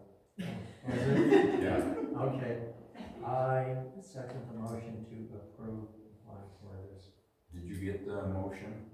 Did you do it? I thought it was Beaver. No, Yeah. Beaver did. Yeah. Pam's the one that did That's it. what I wrote down. Director Beaver, motion, second Director McVeigh. Okay. You got the whole thing that she said? Okay. It's recorded. Anybody, or we need a vote? Yes. Everybody that approves, say aye. Aye. Or Motion carries. motion, well, I've gotta see if anybody wanted to not approve it. We all say yes. Yeah, well, Beverly always said I know. both, so. Okay, next is Agricultural Committee recommendation to join Family Water Alliance. That's discussion and action. Well, I'll pretty much throw this to our Ag Committee folks. We had excellent Ag Committee, the first one with our community volunteers, volunteer Director Morton's in the audience today. You saw the minutes actually of that meeting, so it was a little more expansive than normal because we had a lot of great reports. One of the things that a director on the committee mentioned was Director Hosein had also said that he had a long list of things that the community had talked about, and there were all kinds of things, farm trails, farmers market, but joining our an organization like the Family Water Alliance, which happens to have donations, not memberships, would be helpful to agriculture in the community, because they advocate on behalf of agriculture and other things. I reached out to the CEO, I believe I put her email in here. Also, I printed out a bunch of stuff off their website. Truthfully, they do a lot more work with fish screens and farming and agricultural operations along waterways than maybe, is applicable to us. On the other hand, the CEO sent me a note saying, oh, well, we help small water ag irrigation districts get grants. And again, the fact that we could, make a donation of $100 and get their, just be representatives in that. So I'll leave it to the ag committee members to say anything more, except to say, of all things, in today's mail was actually a letter from the Family Water Alliance. So it sounds like this district may have been a donor in the past, saying your support over the decades has made the accomplishment there. And then we had Clear Creek CSD on the address. Nadine Bailey is the CEO that sent me the note, and of course they have their contribution list on that. So it's board's decision. As you know, all committees can't make decisions on the board, can't spend any money. So when that recommendation came, I said I'll bring it to the board. Director Johnson or Director McVeigh? This one was kind of a dialogue between you and Dennis. I think it's a good opportunity. I think it presents some pathways to specifically the grant writing sphere that we don't necessarily have here. We talked a lot about that in meeting the last couple of months, to pursue someone that is qualified or has experience or the ability to put successful grants together other than Paul. Paul can do it, Paul is successful at it, but it's time consuming and not necessarily something that we want to occupy Paul's days with, right? Personally, I think it's a good decision to make this donation. Worst case scenario, we participate for a year, we see what they have to offer. If it's not for us, it's not for us. Nothing ventured, nothing gained. We'll see what this is all about, in my opinion. Scott? I agree with you. It's an opportunity worth investigating. I like the grant idea partly because some of that could be to help with water rates, or if we did decide to start a farmer's market, if there were costs involved, maybe we could get a grant to get it going. And then anybody showing up wouldn't have to pay any kind of fee to be part of it. So there are opportunities there that are worth exploring. Beverly? I already donate to the Family Water Alliance. I have since Nadine started coming to some of our meetings when we were having such water issues. I don't know of great benefit it would be other than this grant idea. So I do like Director Johnson's mention of maybe just for a year, that we make that very specific, that we then reevaluate. In talking to Nadine personally with some issues, it wasn't real helpful, but that was the issues we were dealing with for here, with the problems that we encountered. So this might be a different avenue. So I normally just get a newsletter in the mail, and my little letter is there too, about donations.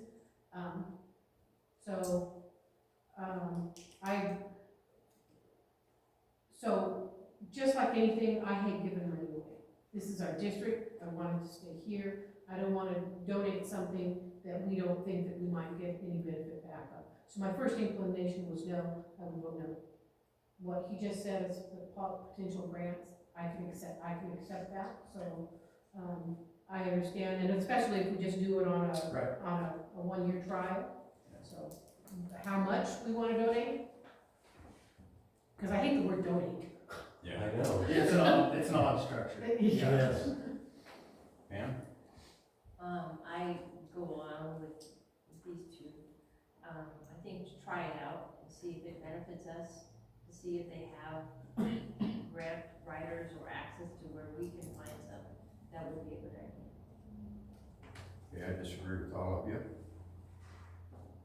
I think if we want a grant from them, we're gonna be on the bottom of the list, because everything I read, I looked, as soon as I saw that, I went on their website, and all it says is, screening for fish and that. They're dealing with people, the big farmers and the people down south. And we're gonna be on the very bottom of the list if we wanna get a grant or anything else, but, you know, it's up to everybody. I just don't think it's a wise idea to donate money to an organization. I think there's other organizations closer to home that know our needs, you know, in the area where we could get help, so. Would you consider inviting Nadine to do a presentation before the board to explain anything? No, I don't think it's that, Okay. I don't think it's that great, so, you know, it's up to you guys if you wanna invite her, so. Anybody in the audience have any opinions? I was in the little boys room, but I think you're debating getting $100. Yeah, It's a nominal amount, and you may be getting something or nothing, but nothing ventured, nothing gained. That's like buying a 10-cent lottery ticket. So I would suggest you do it, but that's just me. yeah, I just think we're gonna be on the bottom of the list of, you know, if they've got any time, yeah, let's throw them a bone, so. I don't know where we would fit on. There's other organizations that could be more beneficial to us, and they may not have a fee to join, or there may be a nominal fee too, as long as it is minor, $100. I mean, money's money, you all treat it like it was your own, which is really good, but $100 I think would not be a thing to lose that we would worry about. Yeah. But when we're talking about raising rates, and I don't think it's a good idea. No. Yes, ma'am. I agree with Terry. Thank you. I think at this time with, wanting to raise the rates, I think we kinda need to keep our money at home, and I think it's a nice idea to donate, but it doesn't sound like we're gonna get much benefit from it, so I would say no, but.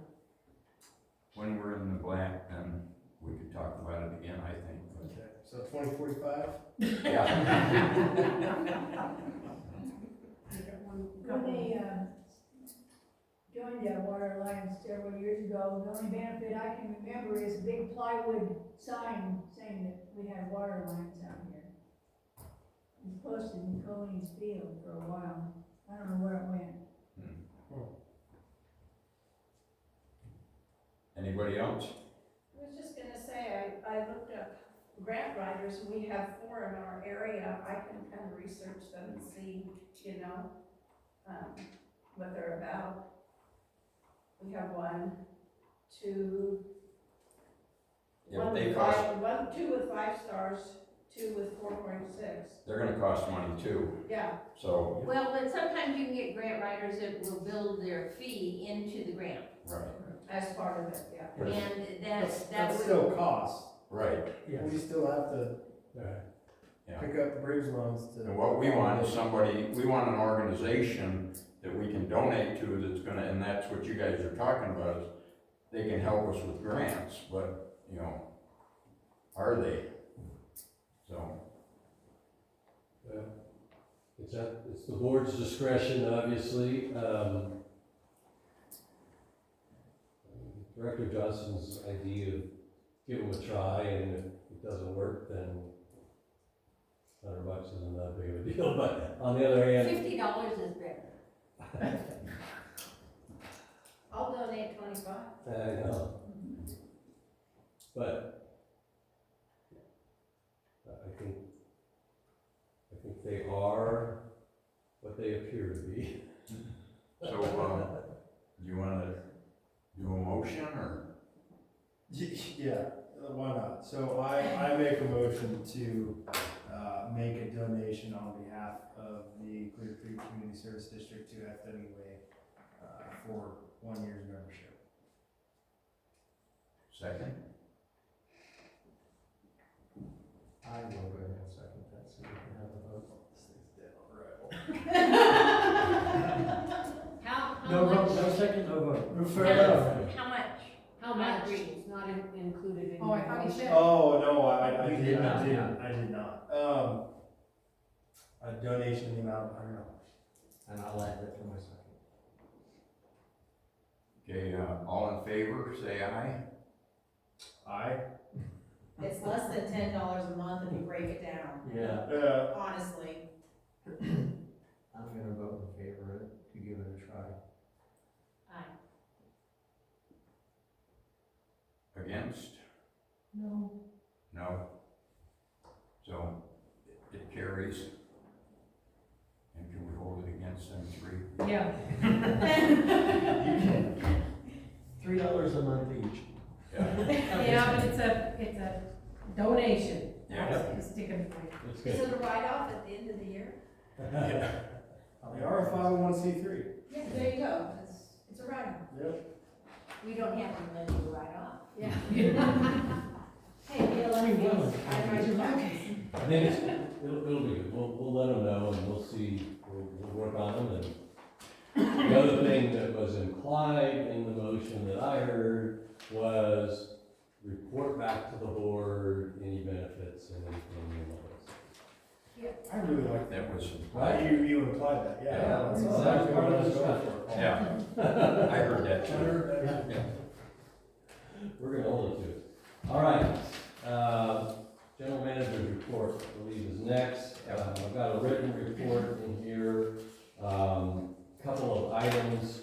One, the new customer software is, everybody got their new bills. We ran into a few little glitches, but, Shannon has stepped in, like a champ, after Kayla went to work elsewhere, and we're cleaning up all the little issues. There's some real benefits. The online payment portal is working and is way better. The processing credit cards and a reduced fee than our previous is way better. The ACH payment items work actually fantastic. Is it gonna be coming out on the 18th every month, the ACH? Yeah, I don't know. Before it was earlier. So between the 10th and 15th is when the process. Okay. What is that? ACH. ACH payment. Direct The deposit. direct Oh, payment. oh. Make a note, we should put that in the newsletter, the new system, because it is a little different than it was. Yeah. But, I know many of you heard this before, but under the old system, everybody gave us their ACH information, it was in their account. Our staff would print that off, okay? And they would then log in to our bank, type in all 150 ACH payment information and the amount, come into our account, then go back to the computer and put that into their accounts. Now with this new system, the ACH information is in the person's account, we hit process, goes out, and attributes it to the account. So huge benefit.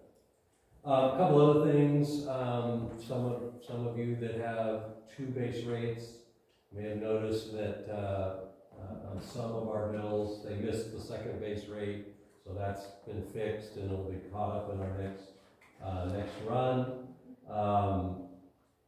There's also, we got a new credit card machine, so there's a whole bunch of real benefits, the reports are better. So really good news on that, and also it was timed, actually we timed her, not the system.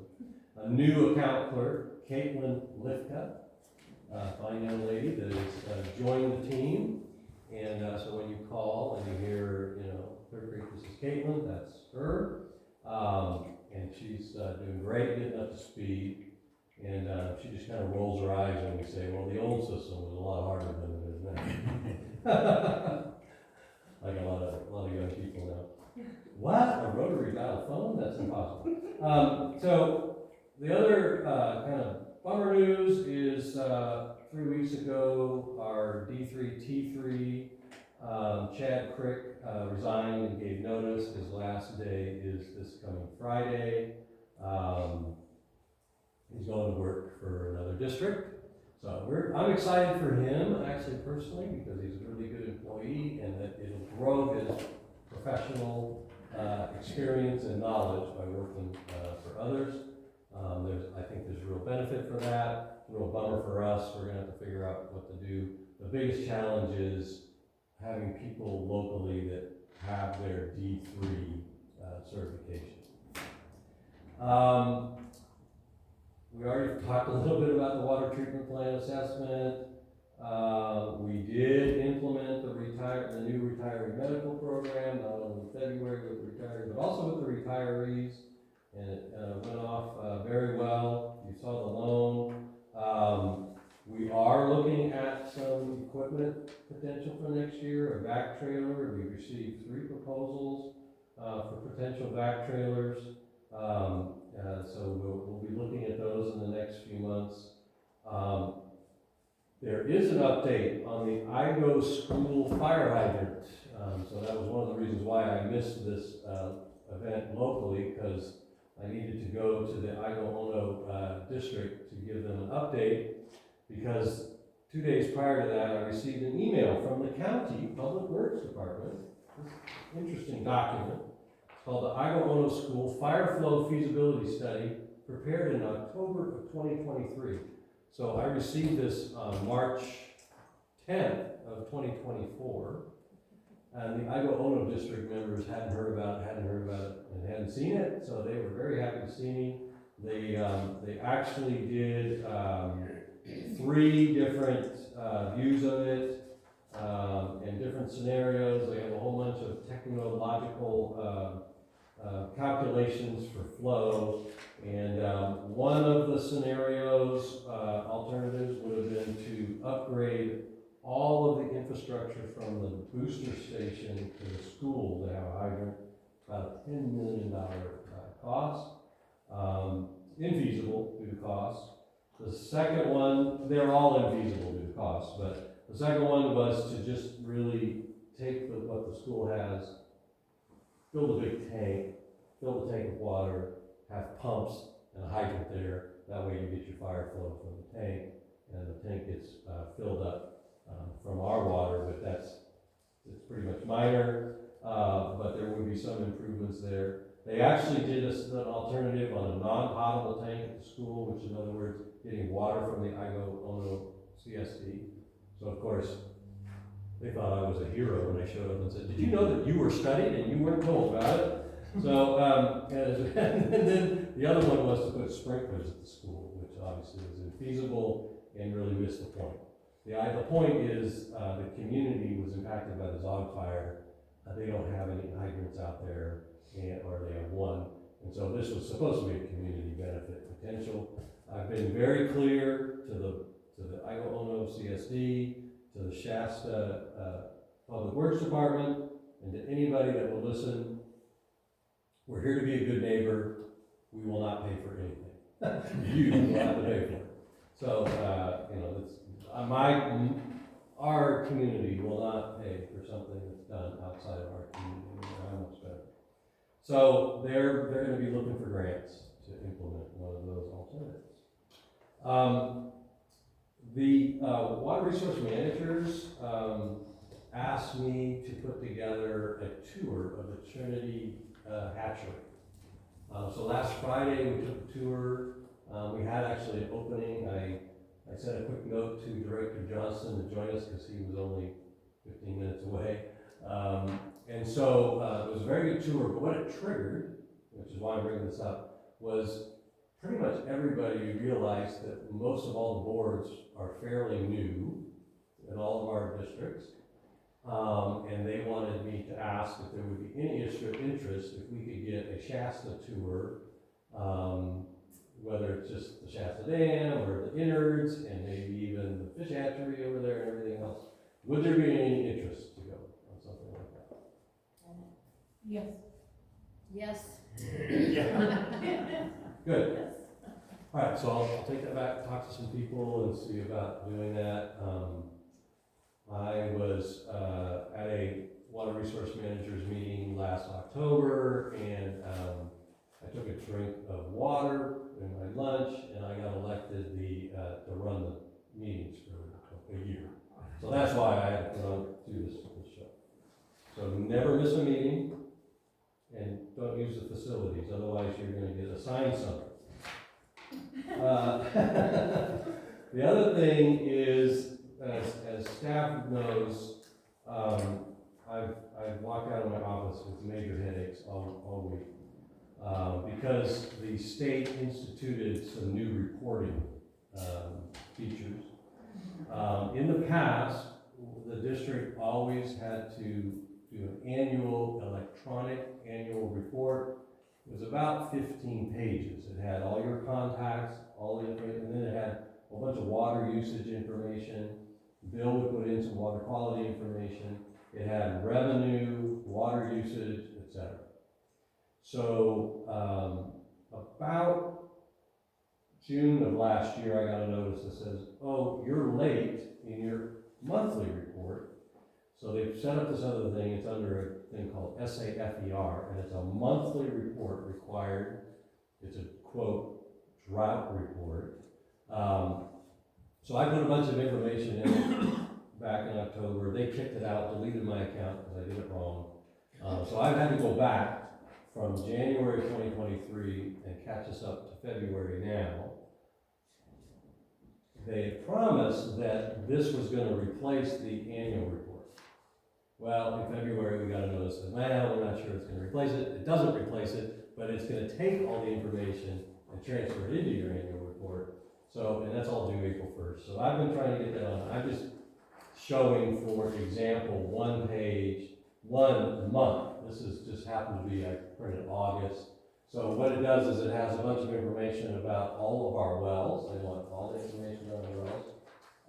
It took us about 10 days to find the well completion report from 1999. It happened to have been in a box in the dungeon back here. But we found it, and so we put in all that. Obviously, all of last year, aside from January, we didn't run the well, so it's been fairly easy. Then you have all of your production. It also requires us to report how much water we're sending to Centerville to confirm, match up theirs. So it has demand, supply. It also converts us. Gives us a big chart. And then it requires that we report how much we estimate in our water loss, which we would not have had any idea until I had done some calculations. It was really an estimate. Just depending on the month, I either tell them we've lost 10% or 15%. Kind of depends on the month. They also want to know what our highest one-day demand was. We don't track that. Right? So what I do is I take our total demand for the month, and I'll just use August as a quickie example. We have 189,000 gallons, and I then divide that by 31 days in August to give you your average daily use. And then I pick the hottest day in August, and I say that's the highest use day, and I add 10%, and I figure out when my pal down here is running the sprinklers. But no, just kidding. So just so everybody knows part of what we have to do. I can't resist mentioning that one of the challenges of a small district. So we got these reported. This literally took probably 80 hours of my time to catch up. Now it's not going to take that long now that we're caught up, but we're done with that. We have to report in October, deadline in October, the lead and copper rule. So in compliance with the lead and copper rule, you have to survey every one of your connections to prove there's no lead going to the meter and at the meter going out the meter.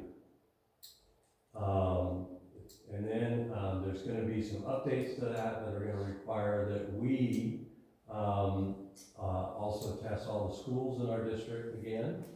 It was done once about 4 or 5 years ago. The other thing the state just approved, I mean, we talked about the clean fleet stuff and all the rest of that stuff, but the next one is called the Cross Connection Control Handbook.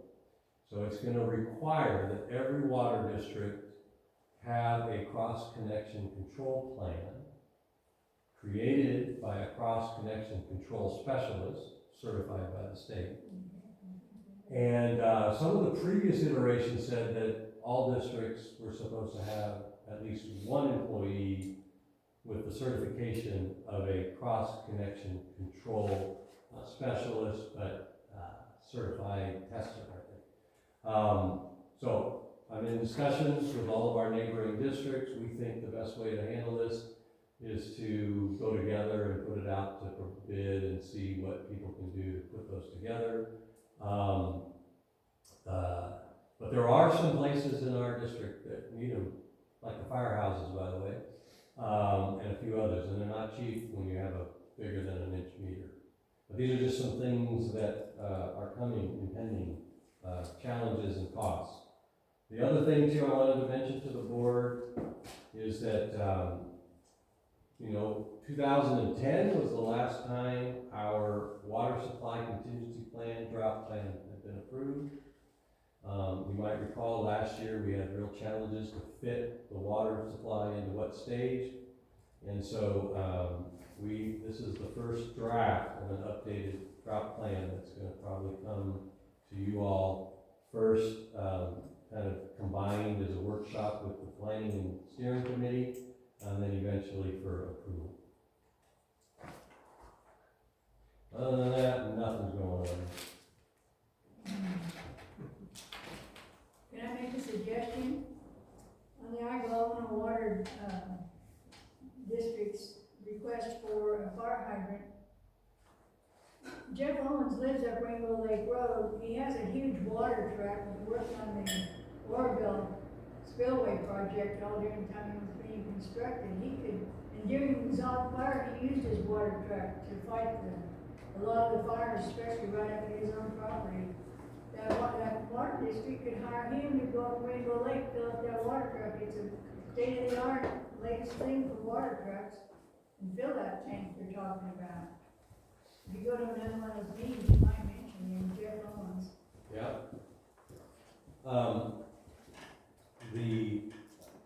Just real quick, we did have a conversation about trucking Agawam water from the lake to the tank, but there wasn't a mention of that individual, so I wrote myself a note.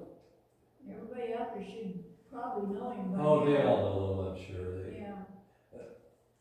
The thing that, it was news to that district that idea had even been thought about. Oh, really? So they were trying to figure out, well, what should we do? So there needs to be some further studies. Untreated water in a tank needs to be cycled more often than treated water, so that would be one maintenance thing that would occur. But the Grange is already putting in that system for their new Grange building out there. They're building a tank and a pump and a generator for the pump, etc. They probably had untreated water there ever since it was built. Oh yeah. Oh yeah. All right.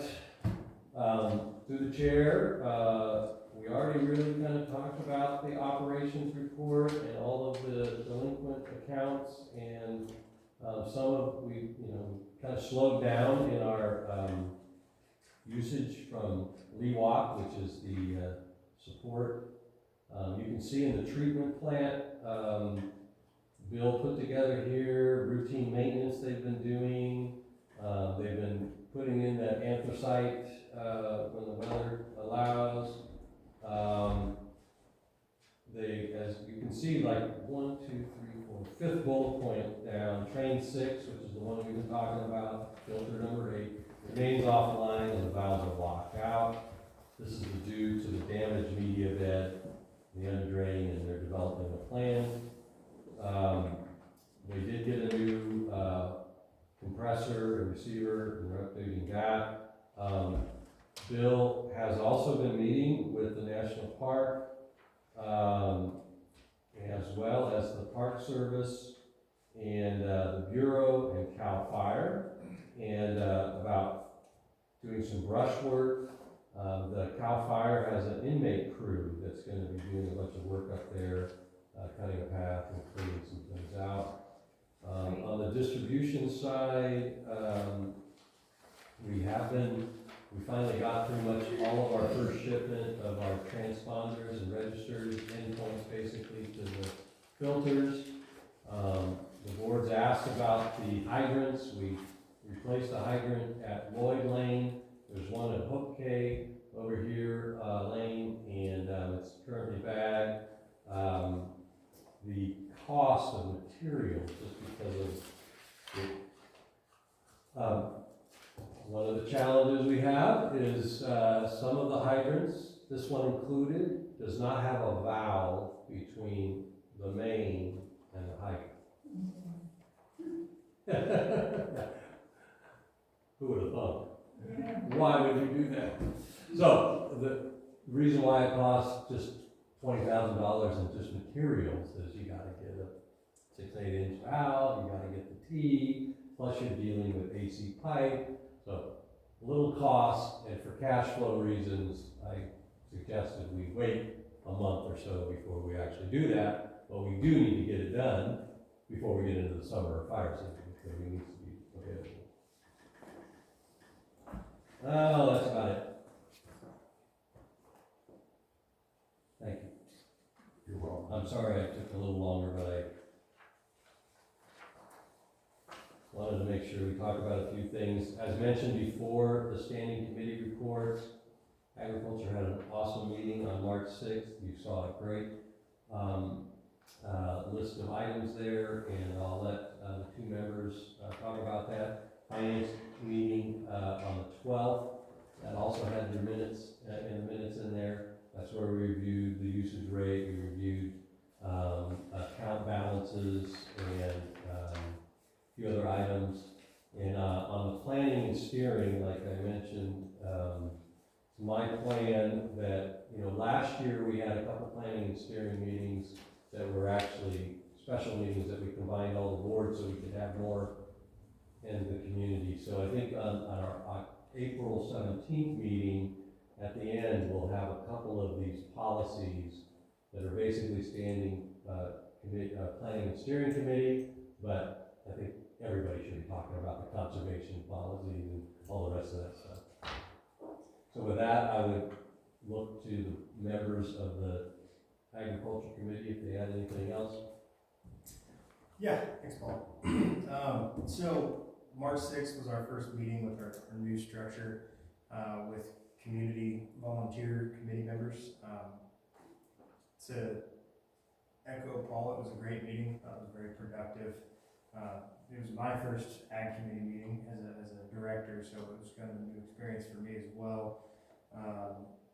And kind of a resurrection of this committee in recent years, right? So a lot of time was spent discussing past involvements of the Ag Committee. We did talk quite a bit about the Happy Valley Ag Trail, Farm Trail, Happy Valley Farm Trail, sorry, again, it's a new one for me, but Happy Valley Farm Trail, what it was, what it did, what it could be.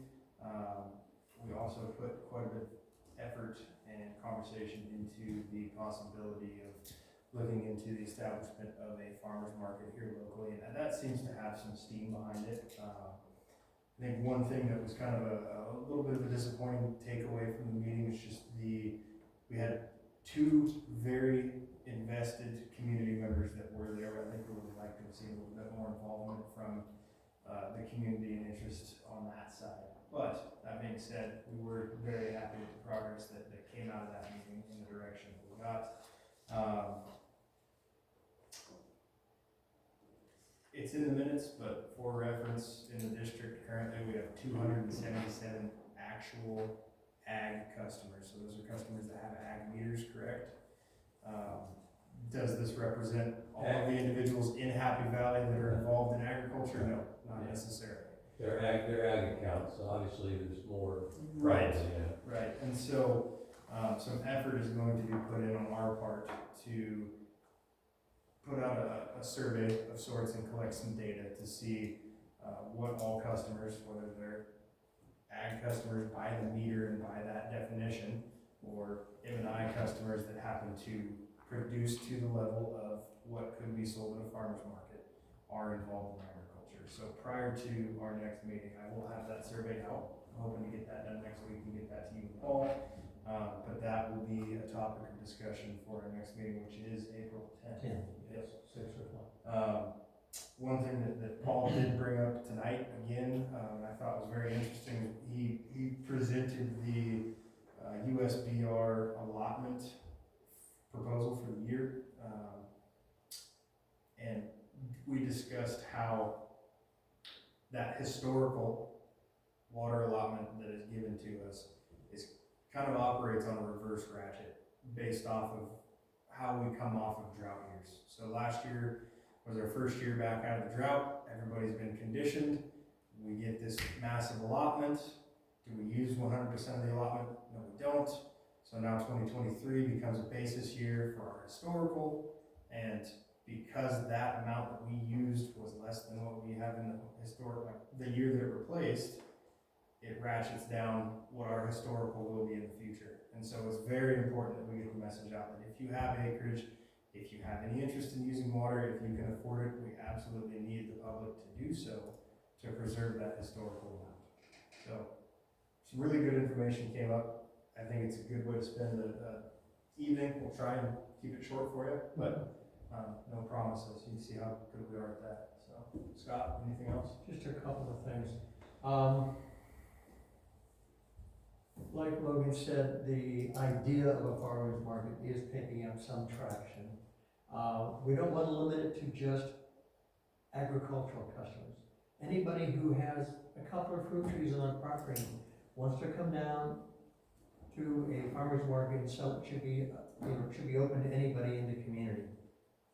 So not just ag customers only. It should be for anybody. You got half an acre, maybe you have M&I water, but maybe you grow extra tomatoes, or you grow, Sandy, you grow grape corn. Okay? I try to grow other things too, so. Right. So it would be open for anybody.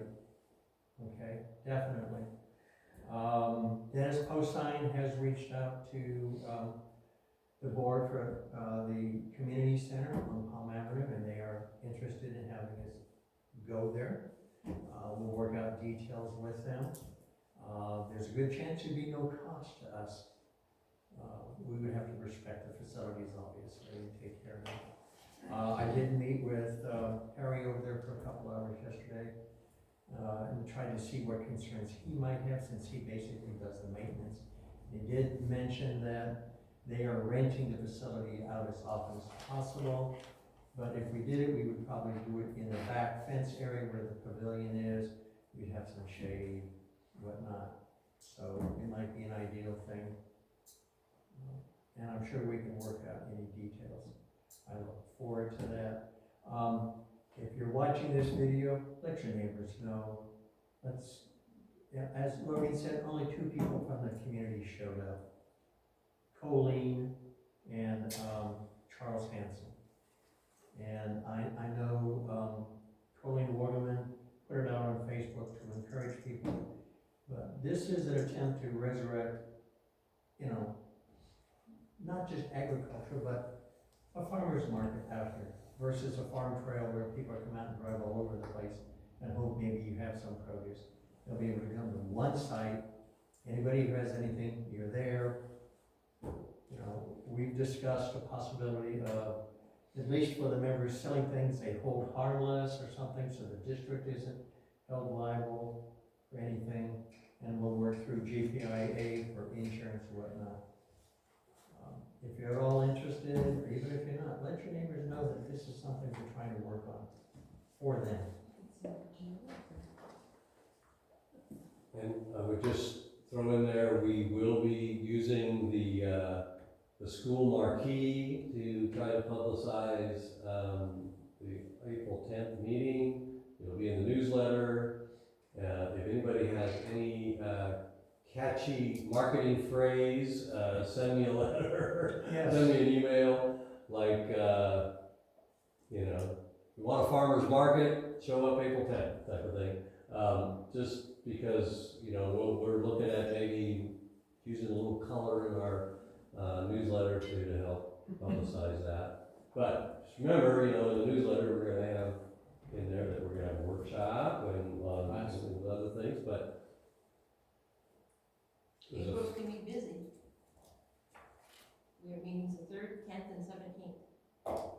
We do not have that. 3rd, 9th, 10th, and 17th, so far. yeah, I'm busy. Okay, the finance committee? All right, we did have the meeting on the 12th, and as Paul mentioned, we kind of went over account balances, started looking at, the rate structure for water usage for this current water year. We did talk about some of the issues with the water treatment plant. We will have the meeting on the 9th. Yeah, I got the 10th also.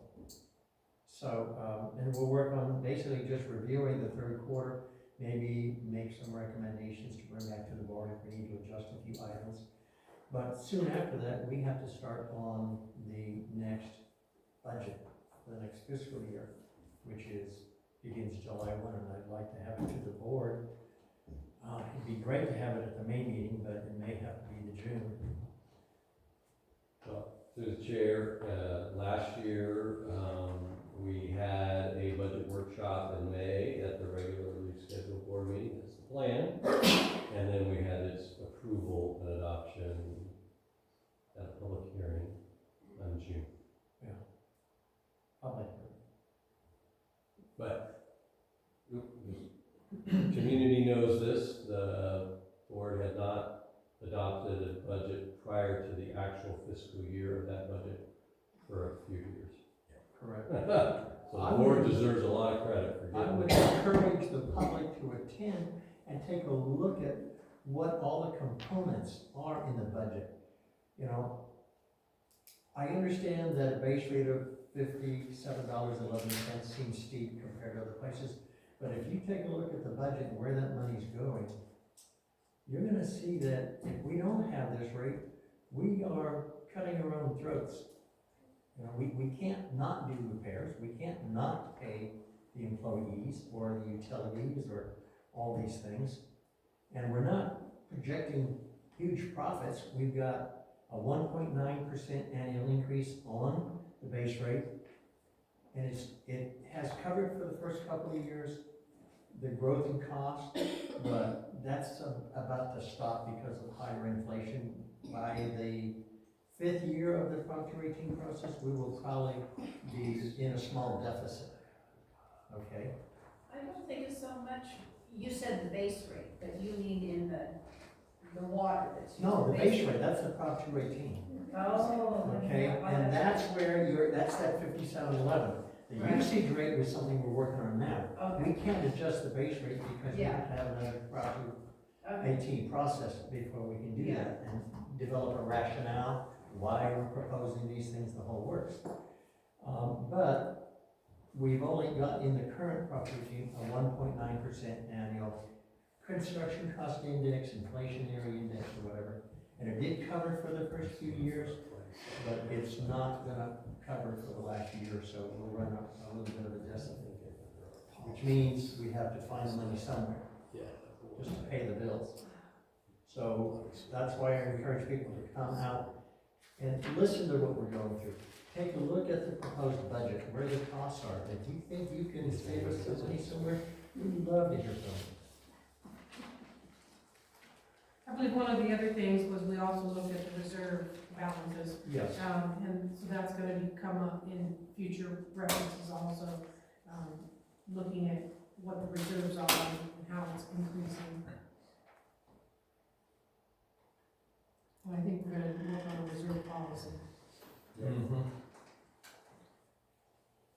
Okay, and we didn't have a planning and steering committee, so we're gonna have that on the 17th. So, okay, board member items. Hogan, you have anything? I have none. Beverly? Yes, 3 things. So I plan on attending the JPIA meeting, which is May 6th, I believe, a Monday, Tuesday. The Aqua meeting, which is Tuesday afternoon, I think, through Friday, Thursday. $835 just to register. Not gonna do that. So I will just be attending the 2-day JPIA, the Monday, Tuesday. I think it was like $80 or something to register for that. It wasn't very much. So, It was not. yeah. I have 4 things. Was there a leak today? What? A leak? I thought I saw the dump truck and the backhoe. No, what you saw, I think, maybe unless there was a leak, they replaced one of the culverts on Olive. Oh, I saw that. Yeah, it's a Shasta County replacing that culvert. Yeah. Oh. That was the It county. won't catch mine. No, I saw a dump truck go down a Linda. It ran Yeah. under the road. Okay. That wasn't us. Oh, it wasn't us, okay. For the board, there were 2 things, well, one was yesterday and one was today. So yesterday, we were looking at payroll and reviewing employees, overtime and that kind of thing. So on the 9th of March, there was a, alarm that went off in the back, maintenance building, 3 times on the 9th. We used about 11 hours of overtime, because not just one person showed up to look at the alarm, but 2. So now you've got 4 hours of overtime so maybe it was 12 hours. Wasn't one at a time 3? No, it was just always 2. I think it was always 2. So, I just think that that's something that we have to have our general manager look at I mean, it was during the day. I can understand maybe at nighttime. So it was just something that was odd, that we saw that was just kind of, well, that's a lot of overtime. I think it was a battery, because on today's bills, there was a new battery that we saw. So I'm going, okay, so maybe it was just a battery problem. Yeah, they found out that it's more than that, and they were out today to fix that. And they didn't charge us because I told them I was not happy about all the overtime and all the. Yeah. I mean, I also received a call on that day from Bay Alarm as well. I just don't understand why it took 2 people to come out and undo the alarm system. That just bothers me. The other thing is, I talked to Paul about this one, and I just bring it to your attention. In the past, we've had groups that have put flyers in the newsletter. And we've always done the notices here. We don't do them anymore. We don't stuff the envelopes here. And so that cost then, come to find out, even though the flyers were pre-printed and submitted, it still cost $60 to have them put into the envelopes for the billing. And so we need to, I don't know if we need that on the agenda for next month, a process in place. Are we billing these community groups for that, or are we absorbing it? Just something for food for thought. Yeah, we can raise the rates to absorb that. So, I don't personally think that we should, fund that. We had no idea how much it was gonna cost. Was this the first one that it came about? So now we know, and now we can be able to tell people. So, I think. Was that the citizen patrol I wasn't gonna say who it was, but Okay. yeah. one? Okay. But anyways, just something that we need to have addressed also, how we're gonna handle that in the future. So I think I'm missing something, but that's all I can think of. Chairman, I do have something Okay. Well, just to Paul's conversation earlier on the area water managers tour we did at the fish hatchery out in Lewiston. We're all in agreement, we'd like to go and see those things.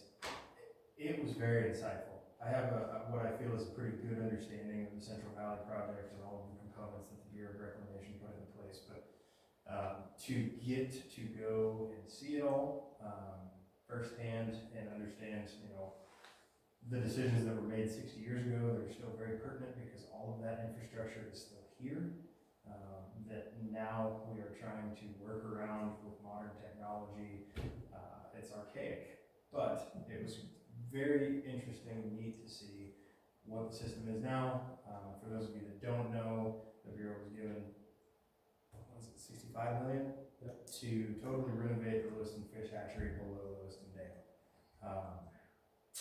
And that's going to be like a 5-year process, but with that, it modernizes all of their equipment, all of their processes. 2 points that I received in conversation with our the fisheries biologist. Yeah. Derek. Could not think of his name. It won't necessarily increase production of fish at the hatchery, but it will bring about qualitative improvements to those fish that should improve survivability and return to that facility.